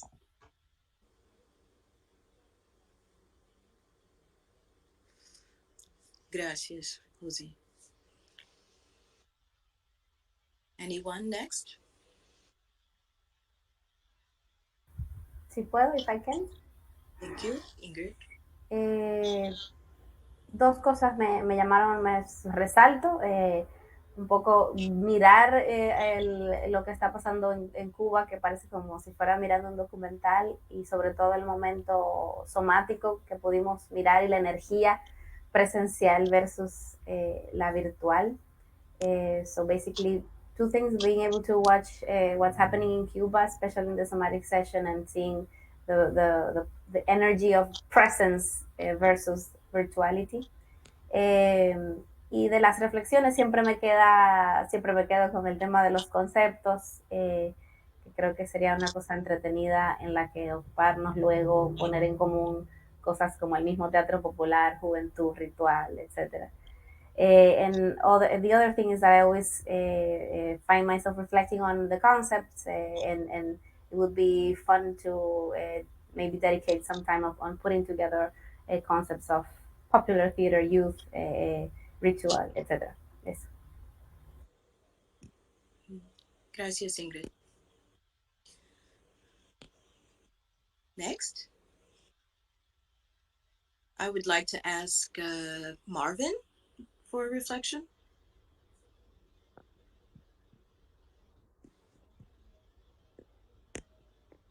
Marvin, are you there? Yeah. Hello. Yes. Yeah. I think for me, well, it's two things for me. One is this morning when we were doing the sharing of the personal rituals. Um, I had a moment listening to people sharing on their own personal rituals and started asking myself what was mine, because I think I've taken for granted um, what what these individual personal rituals might be. And so the moment became for me more introspective, I suppose, about the power of being conscious and deliberate about the personal ritual, particularly how it seems to center and organize your day. And I'm saying that not to say that I don't know what the personal rituals are, but I appreciated deeply the sense of making that conscious, right? That's one, and two, of course, is the very fact of the gathering itself. That is to say, the opportunity to gather across the region, across languages, and to share, and the possibilities that holds for um, for deeper understanding, for networking and collaboration. That I think that for me is the deep gift of the day. Yeah. Sí, Martin nos comparte dos elementos que para él fueron muy importantes. El primero es ese primera ejercicio que hicimos en la conversación de compartiendo los rituales, porque lo facilitó en él un proceso más introspectivo de preguntarse a sí mismo cuáles son mis rituales y cómo y aprecia ese espacio de reflexión personal que tuvo a partir de la evocación que provocó la discusión que se tenía en el espacio que hemos creado. Y el segundo elemento que Marvin estaba comentando es el hecho en sí de que estamos reunidos y de que estamos compartiendo y de que estamos conectando entre todos. Gracias. Vijay? I'm not sure. BJ is operating the live streaming. Yeah, he's with Okay. us, but yeah, he's with us, but not with us. Okay. How about Jenny? Any reflections, Jenny? Sure. So hi. As I guess as someone who's not very theater oriented, and is here very much to support the team, I think for me it was very inspirational to see a lot of like individuals, especially as you guys are all adults and I'm a student in college, I guess, kind of have engaged in this dialogue and have this conversation on how to build solidarity. I think it's very inspiring, especially in moments of like as a student leader at times where it seems a little, I guess, difficult to communicate, especially the planning session. I think was very inspiring. Seeing how you guys are making this plans and I guess the passion that every individual showed here. I really enjoyed getting to experience and getting to hear. Sí, Helen viene desde una perspectiva más alejada del teatro y realmente lo que ha tenido, Helen, disculpa, Jenny, viene de una perspectiva más alejada del teatro y realmente lo que ha disfrutado la oportunidad de ver a todos los involucrados y cómo conectan y cómo comparten experiencias en tiempos en que a veces puede ser que la comunicación sea más difícil y sí, Jenny, yo supongo que todo el mundo sepa, pero Jenny está más en la parte de la producción de lo que hemos tenido hoy y bueno, realmente ha disfrutado la energía y la oportunidad de escuchar a todos los que han intervenido. Gracias. And again, the question is if you could share a memorable moment for you during Open Channels. How about Claudio? Claudio, si puedes compartir un momento memorable de la sesión que hemos tenido hoy.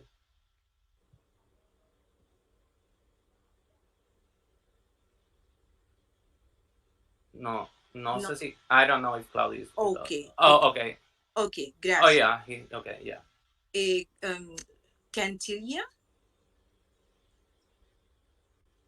Hi. I think for me, and I've been in and out, like a lot of persons, the ritual aspect, I think generally this has allowed me, and what I like about it is the space it has provided for reflection and just for centering, because sometimes we get caught up in the product and we forget about taking a moment to touch in with oneself and one's community. So for me, that was the general thing. And I especially love the ritual aspect because it has me thinking and assessing my rituals and the importance of them. Sí, Kentilia está un poco conectada, su reflexión está un poco conectada a lo que Marvin nos estaba hablando y tiene que ver con este tema de los rituales. Nos estaba comentando que a veces estamos muy centrados en el producto final y no dedicamos suficiente tiempo para reflexionar sobre nosotros mismos y le gustó y disfrutó el espacio de discusión y sobre todo el tema de los rituales, porque le ayudó también a ella a reflexionar sobre esto. Gracias. Lores? Hi.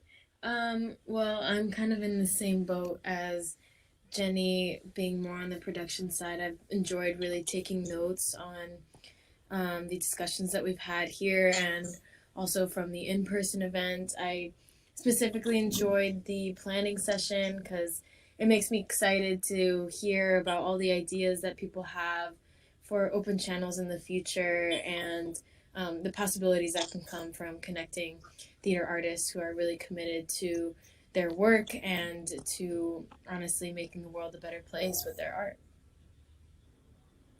Lourdes igual está con nosotros en el equipo de producción y disfrutó mucho, estaba hablando ahora al final de que disfrutó mucho sobre todo el espacio de la planificación por el tema de que le gusta ver el compromiso de los artistas y esa idea de poder conectar más gente y en definitiva hacer un mejor lugar del mundo. Y realmente ha estado muy involucrada en el tema de documentar todo lo que ha pasado, tomando notas, etcétera, para lo que después vamos a compartir con todos los que han participado con nosotros. Okay, gracias. Ingrid? Yes? Did you get a chance? Yeah, I did. Did we miss anyone who would like to speak? Me? And finally, we have Fabienne. As Lourdes and Jenny, I've been involved in the production of the event. A lot of planning and a lot of doubts about what was going to happen. And for me, I have to say, I love the work that you did, Monique. The exercise, especially the 30 minutes that we had in the middle, and the opportunity that we actually had to. ¿Alguien más? Kind of Bien. do. Realmente yo no sé dónde yo voy a estar en la. Dale, Fabián.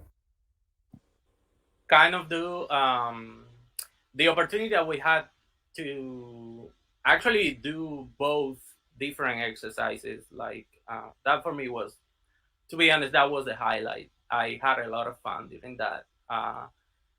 Estaba diciendo que para mí, yo también estoy en el equipo de producción, muchas reuniones de preparación, muchas dudas de cómo iba a funcionar todo, pero realmente disfruté mucho el ejercicio que hicimos con Monique de los 30 minutos en el medio de las sesiones, y desde el punto de vista de que incluso tuvimos la oportunidad de hacer dos versiones de lo que se había planificado inicialmente, porque siempre planificamos dos versiones para lo que pudiera pasar pues, en dependencia de la tecnología, y realmente disfruté mucho el ejercicio ese con Monique. Gracias, Fabian, for your kind comments also. I imagine that we're close in time. Yes, Fabian? Yes, I think we can end now. If you're okay with it. This is Matt. We're still talking. So perhaps ending is best. Yes. Yeah, what a wonderful event, everybody. Thank you so much for being here, wherever you are. We will follow up. Gracias. Did you want to close with some words, Monique? Or Yes, please. go ahead and. First and foremost, I would like to thank Fabian for being so present and engaged in his role as a translator. I don't think, I think that we often not really understand the level of concentration required for that work.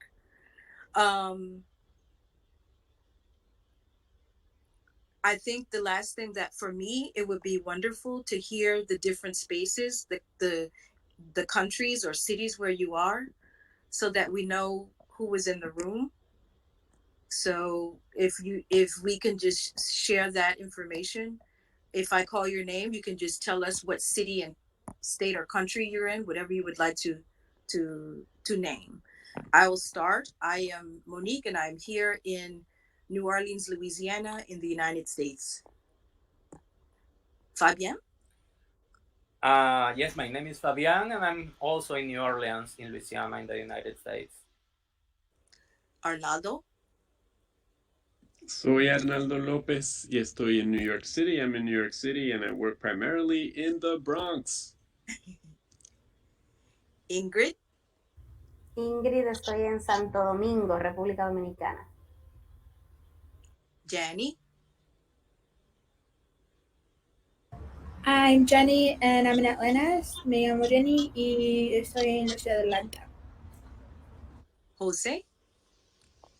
José Emilio, Santo Domingo, República Dominicana. Cantilia? Yes, Cantilia, and I'm based in St. Lucia. Lourdes? I'm Lourdes. I go to school in Tulane in New Orleans, Louisiana, but currently I'm at home in Los Angeles, California. So my meeting started at 6 a.m. Marvin?